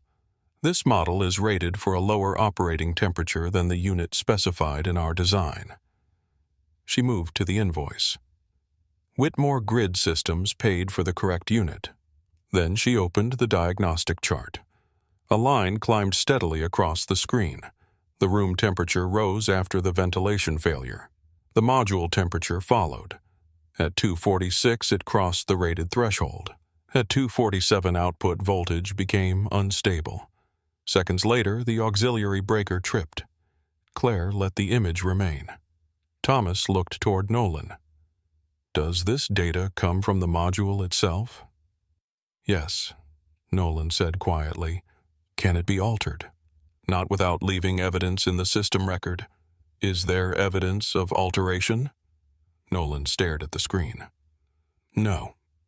Margaret turned to Grant. How long ago did Mr. Cole first identify these components? Grant did not look at his folder. 22 days. You received his report. Yes. Did you read it? The honest answer required more courage than Grant expected. I read the executive summary first. That was not my question. Grant looked through the window toward Allegheny Heights. The buildings appeared small from the boardroom. Everything looked manageable from far enough away. I opened the full report, he said. No one moved. I read enough to understand the thermal variance. I relied on Dr. Pierce's conclusion that the design margins could absorb it. Margaret's voice remained controlled. Did you request a physical inspection? No. Why not? Grant could have said he trusted engineering authority. He could have pointed to the funding conditions. He could have described market pressure, contractual deadlines, and the cost of delay. All of those things were true. None of them answered the question. "Because an inspection might have forced us to stop the launch," he said. The silence around the table became absolute. Nolan turned toward him. Grant continued. "I believed the schedule pressure justified accepting the engineering sign-off. I treated the risk as theoretical because that was the version of the situation the company could afford." Claire watched him carefully. Grant's face showed no performance, only the exhaustion of a man placing the truth where it should have been weeks earlier. Thomas looked at Nolan. "Did you know the installed parts differed from the approved specification?" "Yes." "Did you rerun the thermal model using the actual parts?" "No." "Did you inspect them?" "No." "Why?" Nolan's voice tightened. The variation was within the expected tolerance range. Field staff raised concerns constantly. If every one of them required a full engineering response, no project would remain on schedule. Claire closed the report. "That field concern cut power to medical equipment last night. The building's old system also contributed, which Ethan documented." Nolan looked toward the general counsel. "This meeting is assigning blame before a formal investigation." Margaret answered. "No. This meeting is deciding whether residents remain exposed while we conduct one." She looked toward Claire. "What do you propose?" Claire stood. Her hands were steady. "Immediate suspension of the launch." Grant looked down. "An independent engineering audit across all 4 towers." She changed the display to Ethan's invoice comparison. Full verification of every installed component against procurement records. Another page appeared. Preservation of all project server activity emails, approvals, and access restrictions from the past 6 weeks. Nolan's expression changed. Claire saw it, small but visible. She continued. "Suspension of the current installation contractor pending the audit." Margaret asked, "What support will residents receive during the delay?" "Portable generators, emergency battery units for residents with medical equipment, temporary cooling support if the ventilation systems fail. The company will cover all costs." Thomas leaned back. "That could exceed several $1,000,000. "Yes." "And if investors withdraw?" Claire looked at the 4 distant towers. "Then we explain why. That may not be enough." "No." She faced the board. "But we do not ask hundreds of families to carry a risk we already know exists, because we are afraid of carrying the cost ourselves." Grant looked up at her. For years he had protected the company from moments like this. He had considered that protection a form of loyalty. Now he understood how easily loyalty could become permission. Margaret turned toward him. "Do you support the proposal?" Every person in the room waited. Grant could oppose it. The funding documents gave him enough evidence to argue that a full suspension threatened the survival of the company. He could recommend a limited inspection and preserve the launch. He could move the responsibility back toward Nolan. Instead, he closed his folder. The audit should be broader. Claire watched him. Grant continued. "It should include every residential installation completed by this contractor during the past 2 years. It should also include supplier records and all changes made to Ethan Cole's reports after submission." Nolan stared at him. "You are assuming deliberate misconduct. I am assuming we paid for parts that were not installed." Grant looked toward Margaret. "I support the suspension." The vote passed without opposition. Nolan was placed on immediate administrative leave from the project pending review.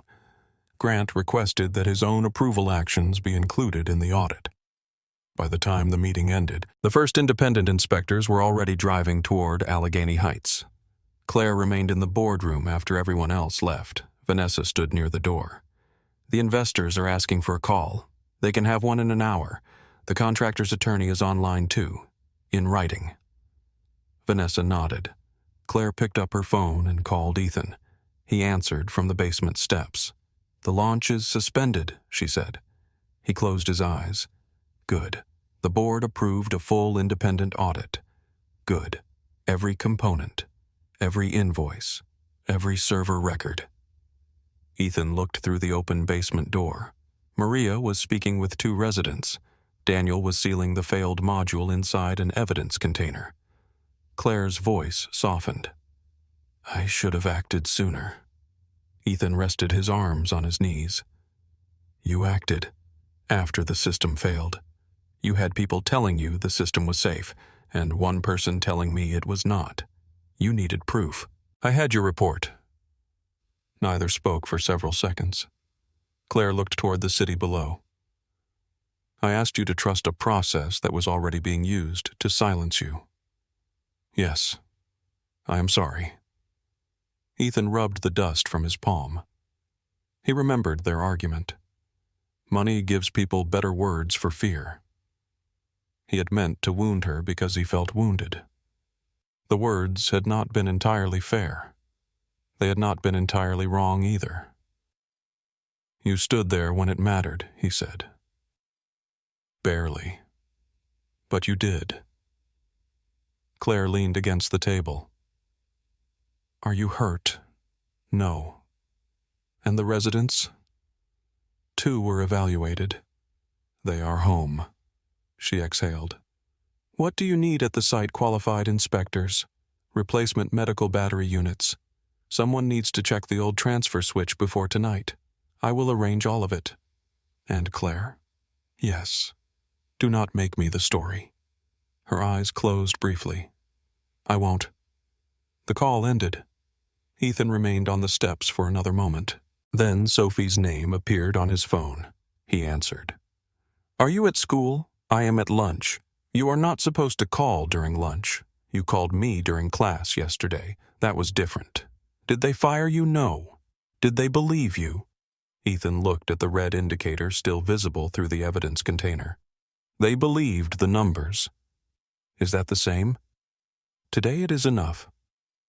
Sophie was quiet. "Are you coming home for dinner?" "Yes." "Promise. I promise." When Ethan stood, Claire was crossing the courtyard toward him.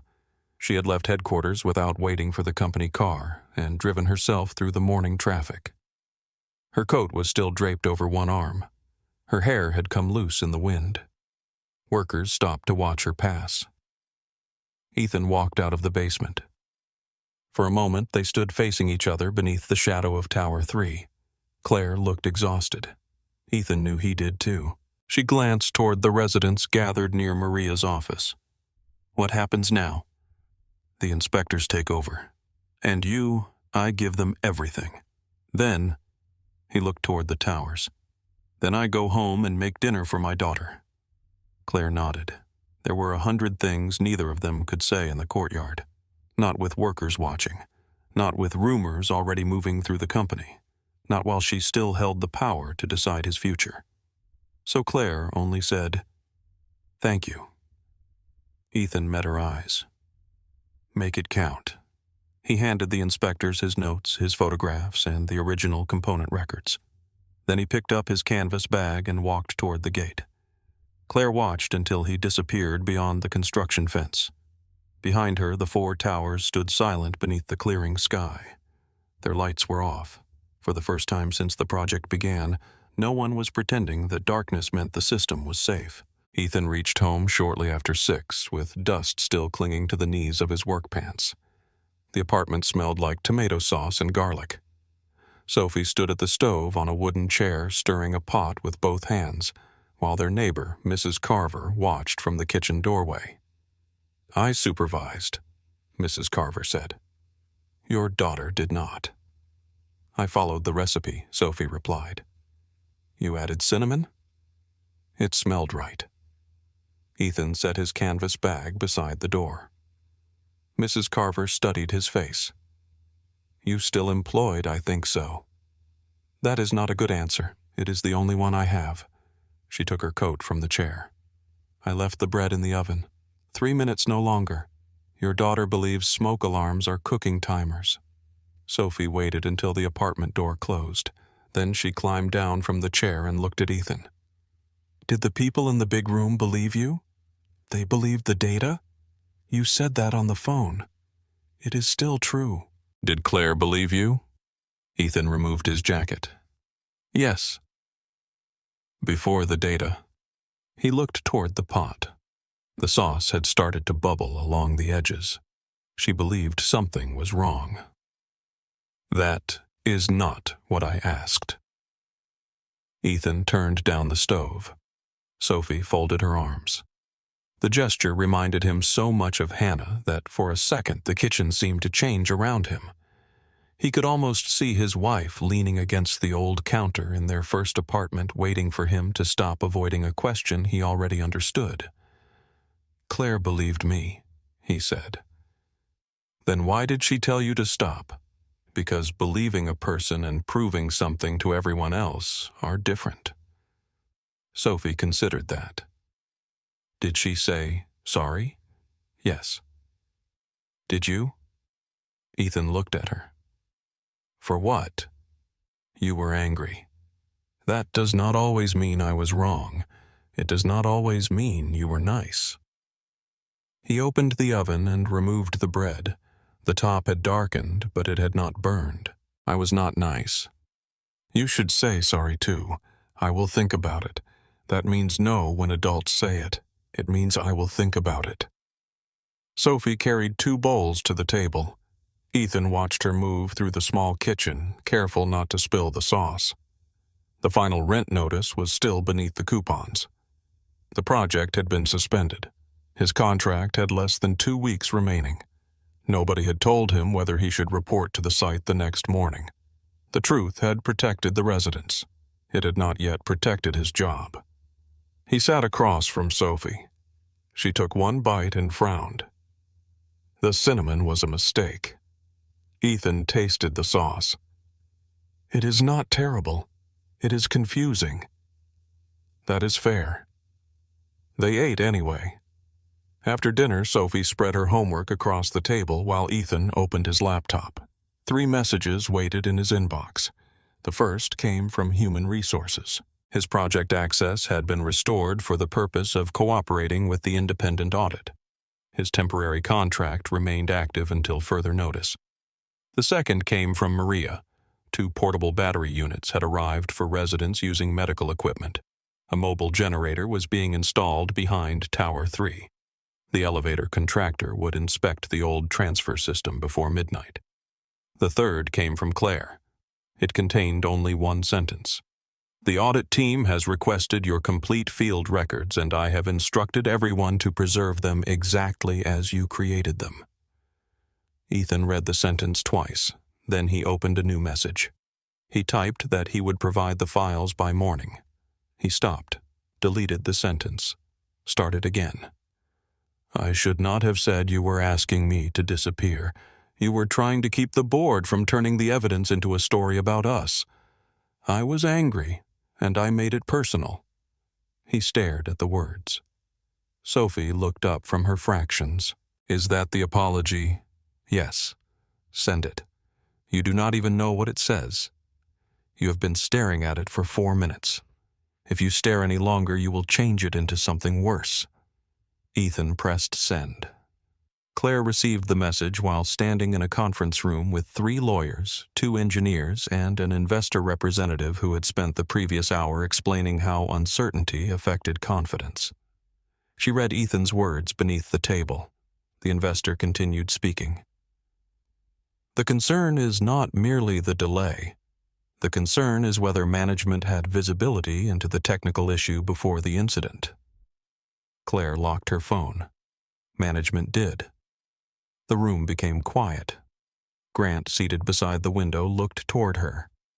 Claire continued. "A field report identified the component mismatch 22 days before the outage. The report was not escalated appropriately." The investor representative shifted in his chair. "Was the Chief Executive Office aware I received the report directly? And what action did you take? I requested an internal review. I did not suspend installation." One of the lawyers glanced at her. Claire did not look away.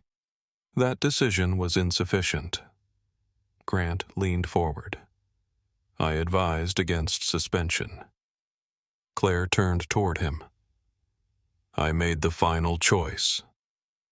No, Grant said. You asked for a physical inspection. I allowed the request to be reduced to a procurement review. You were not alone in the room. Neither were you. The investor representative watched them carefully. Claire understood what Grant was doing. He was not rescuing her.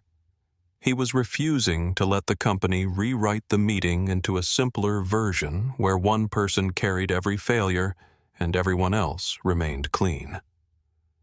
The independent audit will determine responsibility, Claire said. Until then, the company will disclose the timeline accurately. The funding committee may postpone its decision. Then it postpones. That could create a cash problem by the fourth quarter. We will revise the operating plan. The representative closed his folder.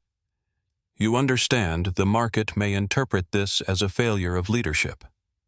Claire looked through the conference room windows toward the city. It was a failure of leadership. No one spoke for several seconds. Then the question the representative said is whether the company can correct it.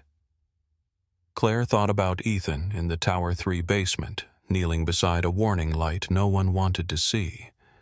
That is the only question I am interested in answering. The audit began at 8 the next morning.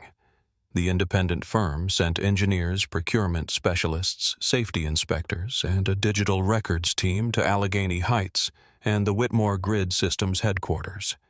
Every installed module received a numbered evidence label. Every delivery crate was photographed. Every invoice was compared against serial records. The server team restored earlier versions of Ethan's reports and traced each change made after submission. Ethan arrived at the site with his laptop and 2 storage drives. A security officer met him at the gate. Mr. Cole, I need to inspect the bag. Ethan placed it on the table. Maria watched from the community office. Yesterday they accused him of touching the equipment, she said. Today they are searching his pencils. The officer looked uncomfortable. It is the same procedure for everyone. Then search mine, too. You are not part of the technical review. I have been part of this building for 19 years. Ethan opened the bag himself. Maria. She looked at him. It is fine. No, it is procedure. That is what fine means today. The officer completed the inspection and handed Ethan a temporary audit badge. Daniel Ruiz waited inside Tower 3. You kept clean records, Daniel said as they walked toward the basement. I kept records. That is not the same thing. Half the documents I see tell me more about who wrote them than what happened. What do mine tell you that you expected someone to argue? Ethan looked down the stairwell. I usually do. For 4 days he answered questions. He showed inspectors where the lighter feeder cable had been hidden behind the patched wall. He explained Maria's flood map. He identified every module he had checked and every serial number he had recorded. The auditors asked why he had saved local copies of his reports.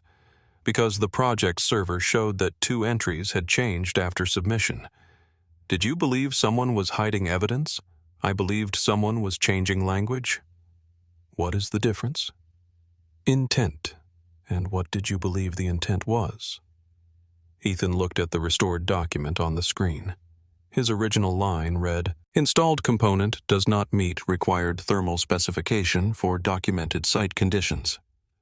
The revised summary read, Field coordinator requests further review of marginal component variance. I believed the new language made the issue easier to ignore. The auditor wrote down his answer. On the 5th day, investigators found the first direct evidence of fraud. A procurement manager employed by the installation contractor had approved the correct modules on the purchase order. 3 days later, he sent a separate message to a supplier representative asking whether a lower-rated model could be substituted without changing the invoice description. The supplier answered that the exterior casing was nearly identical. The difference between the two models was $280 per unit. The savings never appeared in the project budget. They moved through a consulting account connected to the procurement manager's brother. By the end of the week, the audit found 14 substituted modules across the 4 towers. 6 more remained in storage crates marked with the correct model number. The pattern extended beyond Allegheny Heights. 2 earlier Whitmore grid systems projects had received components from the same supplier. Inspectors were sent to both sites. Claire learned this during a board call at 7 in the morning. Margaret Ellis spoke from a screen at the end of the table. The audit team believes the substitutions were deliberate. Who knew? Claire asked. The contractor's procurement manager and at least 2 supplier employees. They are still reviewing internal communications. And Nolan. No evidence connects him to the financial arrangement. Grant sat across from Claire. Margaret continued. But his sign-offs allowed the components to pass verification. Nolan had approved installation records based on delivery documents and contractor reports. He had never compared the installed serial numbers himself. He had not taken money. He had not selected the cheaper parts. He had simply believed that physical verification was beneath the level of work expected from a lead engineer. The distinction mattered legally. It mattered less to the residents who had lost power. "What does the audit recommend?" Claire asked. "Suspension of his authority on occupied residential projects pending retraining and professional review." Claire looked at Grant. And Grant. Margaret paused. The report identifies his failure to escalate Ethan's analysis as a significant oversight lapse. It also notes that he supported the expanded audit once the event data became available. Grant's expression did not change. The report should state that I had enough information to request an inspection before the outage. "It does," Margaret said. "Clearly, yes. Then I have no objection." The board voted to retain him with reduced oversight authority. All technical safety disputes would now be reviewed by an independent committee rather than being resolved inside finance or project management. Grant accepted the decision. He cleared his office of several project files that afternoon and moved to a smaller room 2 floors below. 3 weeks earlier, the change would have felt like humiliation. Now it felt precise, a consequence proportionate to a failure he could no longer explain away. He found Ethan outside Tower 2 near the end of the audit. Ethan was helping an inspector compare equipment labels against a tablet. Grant waited until they finished. "Do you have a minute?" Ethan looked toward the inspector. The man nodded and carried the tablet inside. Grant stood with both hands in his coat pockets. For once, he did not seem to have prepared his words. "The board reduced my authority. I heard. I approved the restriction on your server access. I know. Dr. Pierce requested it. I did not examine the basis closely enough." Ethan waited. Grant looked toward the apartment windows.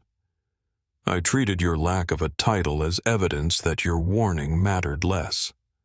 The courtyard noise continued around them.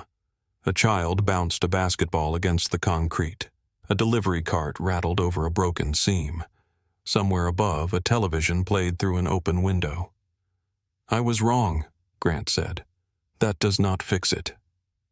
"No," Grant nodded. "I am not asking you to say it does." "Then what are you asking?" "Nothing." Ethan studied him. Grant looked more tired than he had in the basement weeks earlier. The careful posture remained, but it no longer seemed designed to control the room. It seemed to be holding him upright. "I spent 20 years protecting organizations from the cost of being wrong," Grant said. "Somewhere along the way, I started treating protection itself as the goal."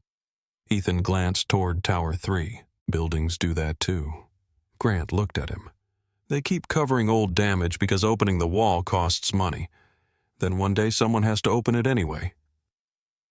For the first time, Grant gave a small, humorless smile. "I suppose you would know." I usually get called after the wall is wet. Grant nodded once. Then he walked back toward the gate. There was no handshake, no sudden friendship.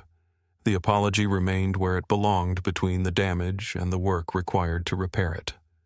Nolan's conversation with Ethan happened 2 days later. The engineering trailer had been nearly emptied. Project drawings were stacked in sealed boxes. The company had placed Nolan on administrative leave until the professional review concluded. He stood beside the folding table where he had once told Ethan that the current plans were sufficient. "You should understand something Nolan said." Ethan continued packing his notebooks. "I am listening. I did not know the components were part of a fraud scheme. I never said you did. The audit makes it sound as though I ignored an obvious hazard. You ignored a request to inspect it, because the calculations did not indicate immediate failure. The calculations used the correct module." Nolan's face tightened. "I had 27 active technical issues. Every contractor was behind. Every department believed its concern deserved priority." Ethan closed the box. "That is why you inspect the ones involving parts that are not supposed to be there. You think this is simple because you are looking at one building. I was looking at the people inside it." Nolan turned toward the window. "I spent 20 years earning the authority to make those decisions, and then you stopped walking downstairs." The words struck harder than Ethan intended. Nolan looked back at him. For a second, anger moved across his face. Then it faded. "What happens to you now?" Nolan asked. "I do not know. You will be rewarded." Ethan lifted the box. "You say that like it bothers you. It bothers me that one correct report may now be used to suggest credentials do not matter." Ethan set the box down again. "Credentials matter." Nolan seemed surprised. "They tell people what you were trained to do," Ethan said. "They do not prove you did it." Nolan looked at the sealed project files. "No," he said quietly. "Apparently they do not." He left without another word. The audit concluded 12 days after it began. The installation contractor was removed from the project. Its procurement manager was referred to federal investigators. 2 supplier representatives were placed on leave, then dismissed after financial records confirmed the payments.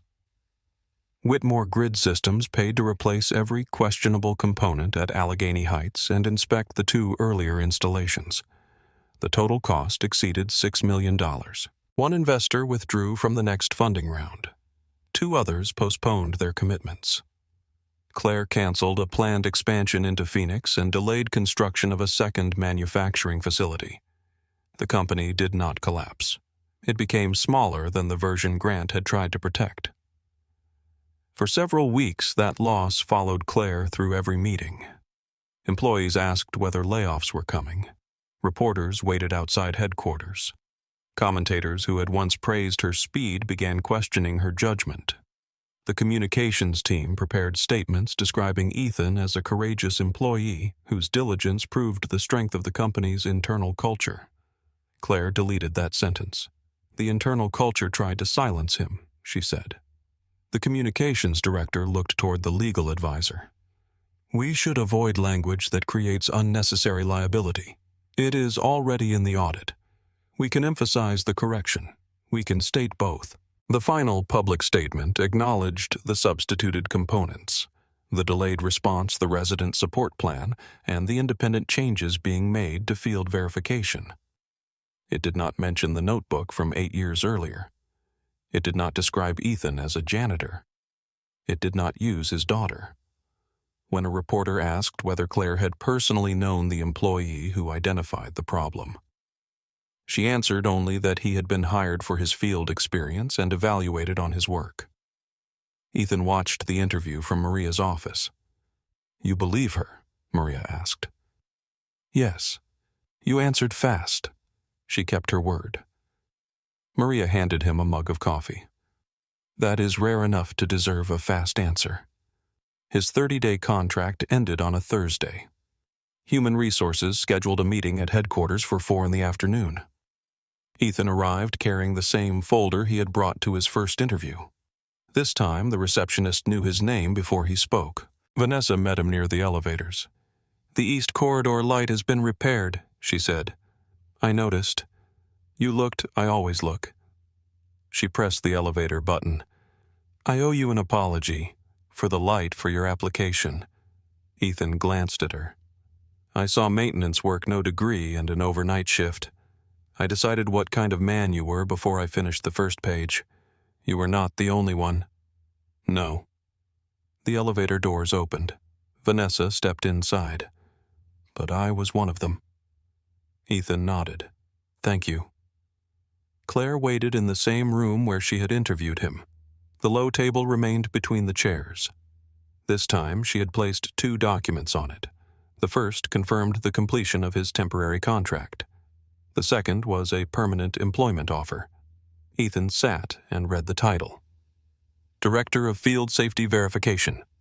He looked up. "That sounds expensive. It is less expensive than installing the wrong components." He returned to the document. The role would oversee physical verification for every Whitmore Grid Systems project serving occupied residential buildings. It would not replace licensed engineering review. Instead, it created a separate line of authority. No project could activate until the engineering team approved the design, the procurement team confirmed the records, and the field safety team verified the installed equipment in person. Ethan would report to the board safety committee rather than directly to Claire. The company would pay for advanced electrical inspection certification, building safety coursework, and any licensing requirements connected to the role. The salary was more money than Ethan had ever earned. He read the number twice. "You created this position. The audit recommended it. You wrote the proposal." "Yes." Why Claire sat across from him? Because the company needs someone whose job is to look at what is actually there. There are people with more training. They will work with you.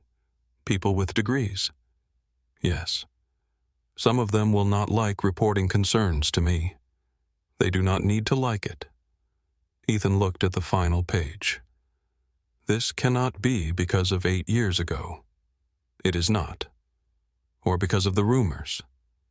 No. Or because you feel guilty. Claire's expression tightened. "I do feel guilty." That is not an answer. "No," she said. "It is not why I am offering you the job." "Then why?" "Because you were right." He remained still. Claire continued.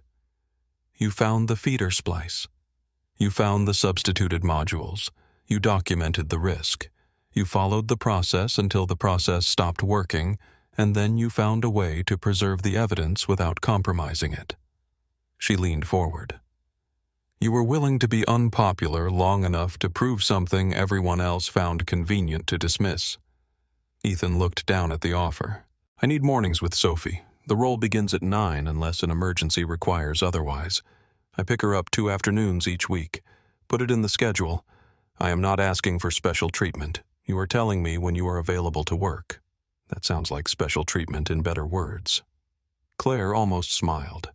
"Then consider it the company learning from experience." He read the reporting structure again. "You would not be my direct supervisor." "No." "Was that your decision?" "Yes." "Because of the rumors?" "Partly." "And the rest?" Claire looked toward the window. "Because if you accept, I would like there to be a day when asking you to dinner is not an abuse of authority." The room went silent. Ethan lifted his eyes from the contract. Claire did not look away. There was no polished explanation in her expression now, only risk, the kind she usually demanded from other people and avoided in herself. "You are asking me now," he said. "No." "Good. I am telling you why the reporting structure matters. That is a very corporate way to discuss dinner. I have limited practice." Ethan looked at the offer again. A smile touched the corner of his mouth. "One thing at a time." Claire nodded. "One thing at a time." He signed the contract.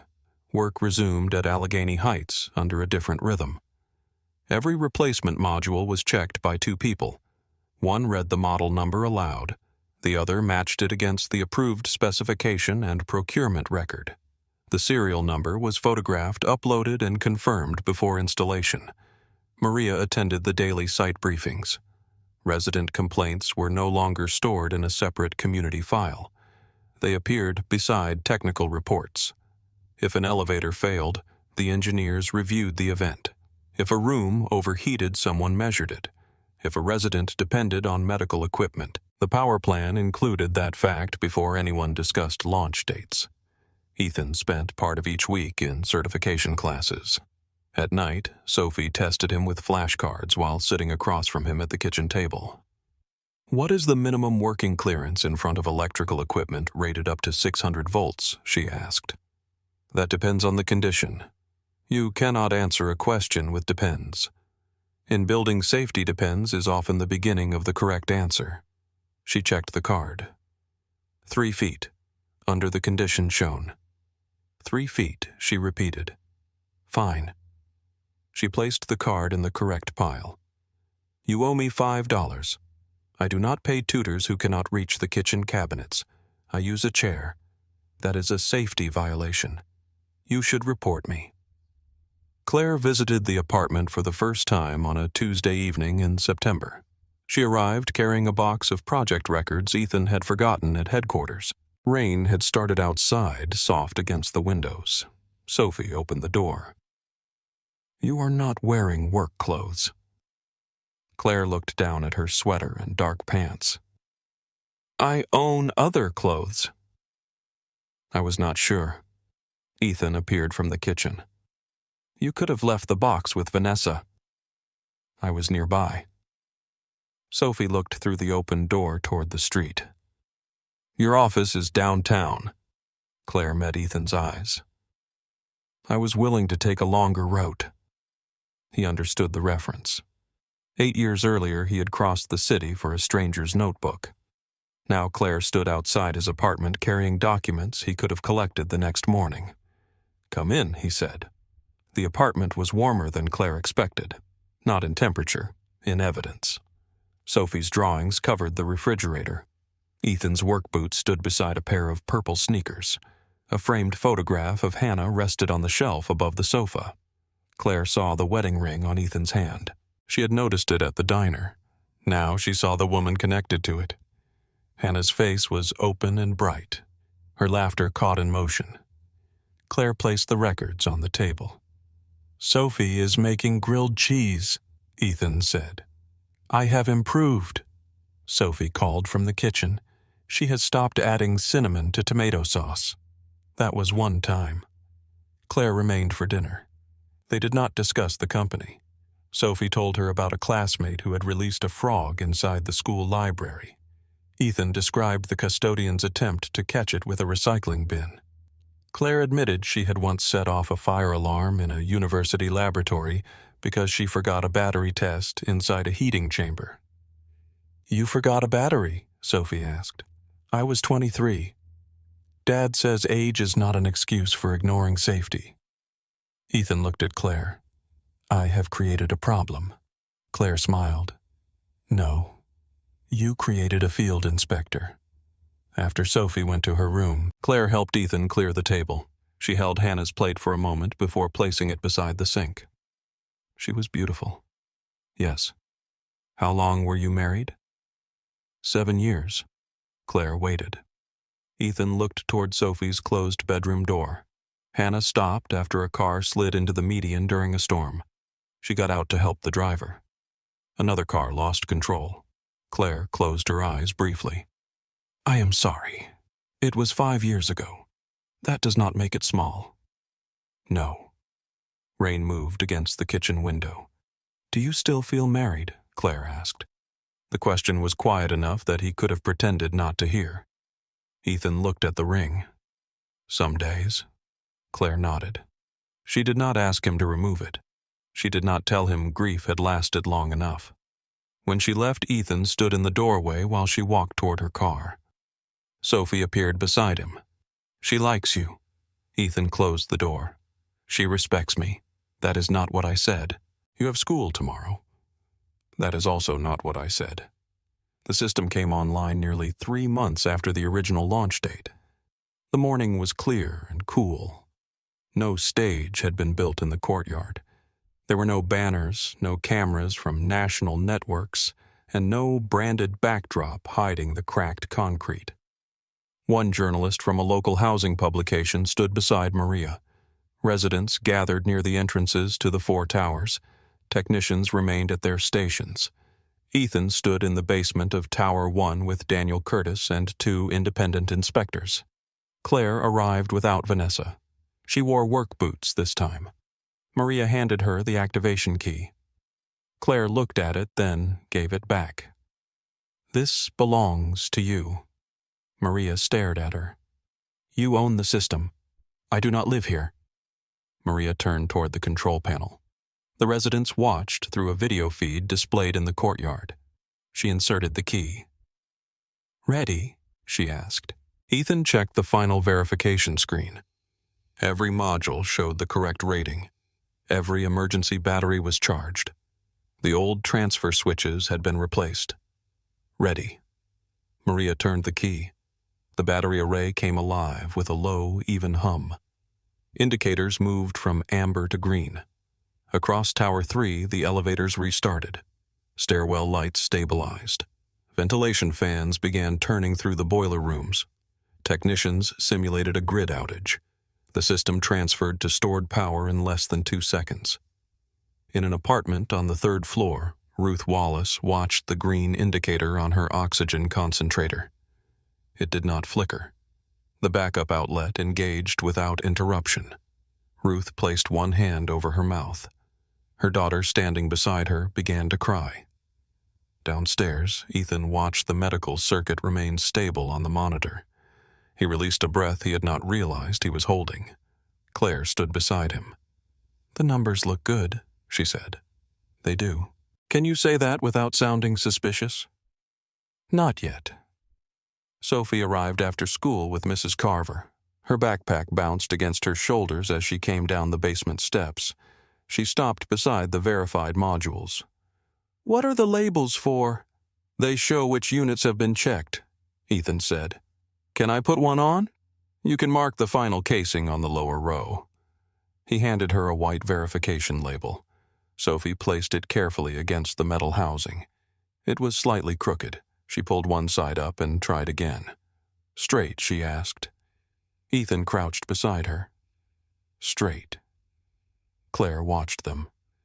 Sophie pressed both thumbs across the label. "Inspected, verified, safe for operation." Maria entered the basement carrying her phone. Ruth Wallace just completed the transfer test without losing power. Ethan nodded. Maria looked at him. "That woman has kept a flashlight beside her bed for 14 months. Sophie glanced up. "Why?" "Because she was afraid the electricity would stop while she was sleeping." "Does she need it tonight?" Maria smiled. "No." 3 days later, Claire received a message from Maria. Ruth slept 8 hours without checking the oxygen concentrator once. Claire read it at her desk. She placed the phone face down and sat in silence. Outside her windows, the city moved through an ordinary afternoon. The bridges carried traffic. The rivers reflected the pale October sky. Somewhere beyond the buildings, hundreds of apartment lights remained on without anyone thinking about them. That evening, Claire went to Allegheny Heights for the final post-activation inspection.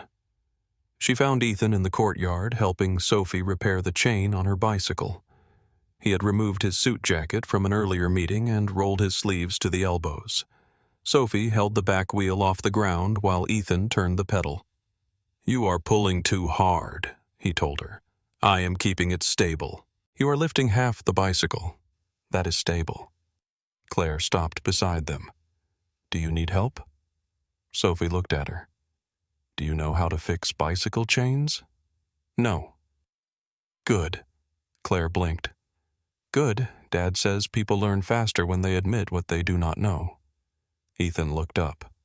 "I am beginning to regret how much I speak around you." Sophie handed Claire a wrench. "Hold this." Claire knelt on the pavement. For 10 minutes, the billionaire chief executive officer of Whitmore Grid Systems held a wrench while a 9-year-old instructed her not to move it. When the chain finally caught, Sophie climbed onto the bicycle. She rode one circle around the courtyard, then another. Ethan wiped grease from his hands with a cloth. Claire remained beside him. The evening light touched the apartment windows. "I completed the certification exam," he said. "I heard how I am still the chief executive officer. You said the reporting structure created boundaries. It did not prevent human resources from announcing that you received the highest score in the class." Ethan watched Sophie ride past Maria's office. Claire took a breath. "I have been trying to decide whether enough time has passed. For what? To ask you to dinner." He looked at her. She continued before he could answer. "The audit is complete. You do not report to me. Your compensation is reviewed by the safety committee. The company has a written policy covering personal relationships." "That sounds romantic. I warned you about my limited practice." "You did. One dinner." Ethan looked toward Sophie. Claire followed his gaze. "I am not asking you to make promises. I know. I am not asking you to forget Hannah." His hand moved unconsciously toward the ring. Claire saw it. "I know," he said. She waited. Ethan looked across the courtyard. The woman with the oxygen concentrator sat on a bench near Tower 2 talking with Maria. Children chased one another beside the construction fence that crews would remove the next morning. Sophie rode toward them and stopped hard enough for the rear tire to slide. "Are you asking Dad out?" Ethan closed his eyes. Claire answered. "Yes. Where I have not chosen. Dad likes the diner." "Sophie." "What it has pie." Claire looked at Ethan. "The diner." "One dinner," he said. "One dinner. No photographers, none. No company driver waiting outside. I can drive myself. No discussion of funding rounds." Claire considered that. "I can promise the first hour." Ethan smiled. It was not the restrained smile she had seen in hallways or meetings. It changed his whole face. Sophie watched them. "Friday," Claire said. Ethan nodded. "Friday." Sophie pushed one foot against the pavement and rode away. Claire and Ethan walked behind her through the courtyard. Their hands did not touch at first. Near the entrance to Tower 3, Sophie turned and called for Ethan to watch her ride without holding the handlebars. He raised both hands. "Keep them on the bicycle. I am balancing. You can balance with your hands where they belong." Claire looked at him. "She sounds like you." "That is unfortunate. It is reassuring." Sophie returned both hands to the handlebars. The three of them continued toward the gate. Above them, apartment windows glowed against the darkening sky. An elevator moved smoothly through Tower 3. Ventilation passed through the basement ducts. A monitor beside Ruth Wallace's bed held a steady green light. Nothing in the courtyard announced that the system was working. No alarms sounded. No emergency crews arrived. No one stood in a dark hallway waiting for power to return. Ethan slowed near the sidewalk. Claire's hand brushed his. Neither moved away. Sophie rode ahead beneath the streetlights, her purple backpack still hanging from her shoulders. Claire and Ethan followed at the same pace. Behind them, the 4 towers carried 386 households into an ordinary evening. The lights stayed on.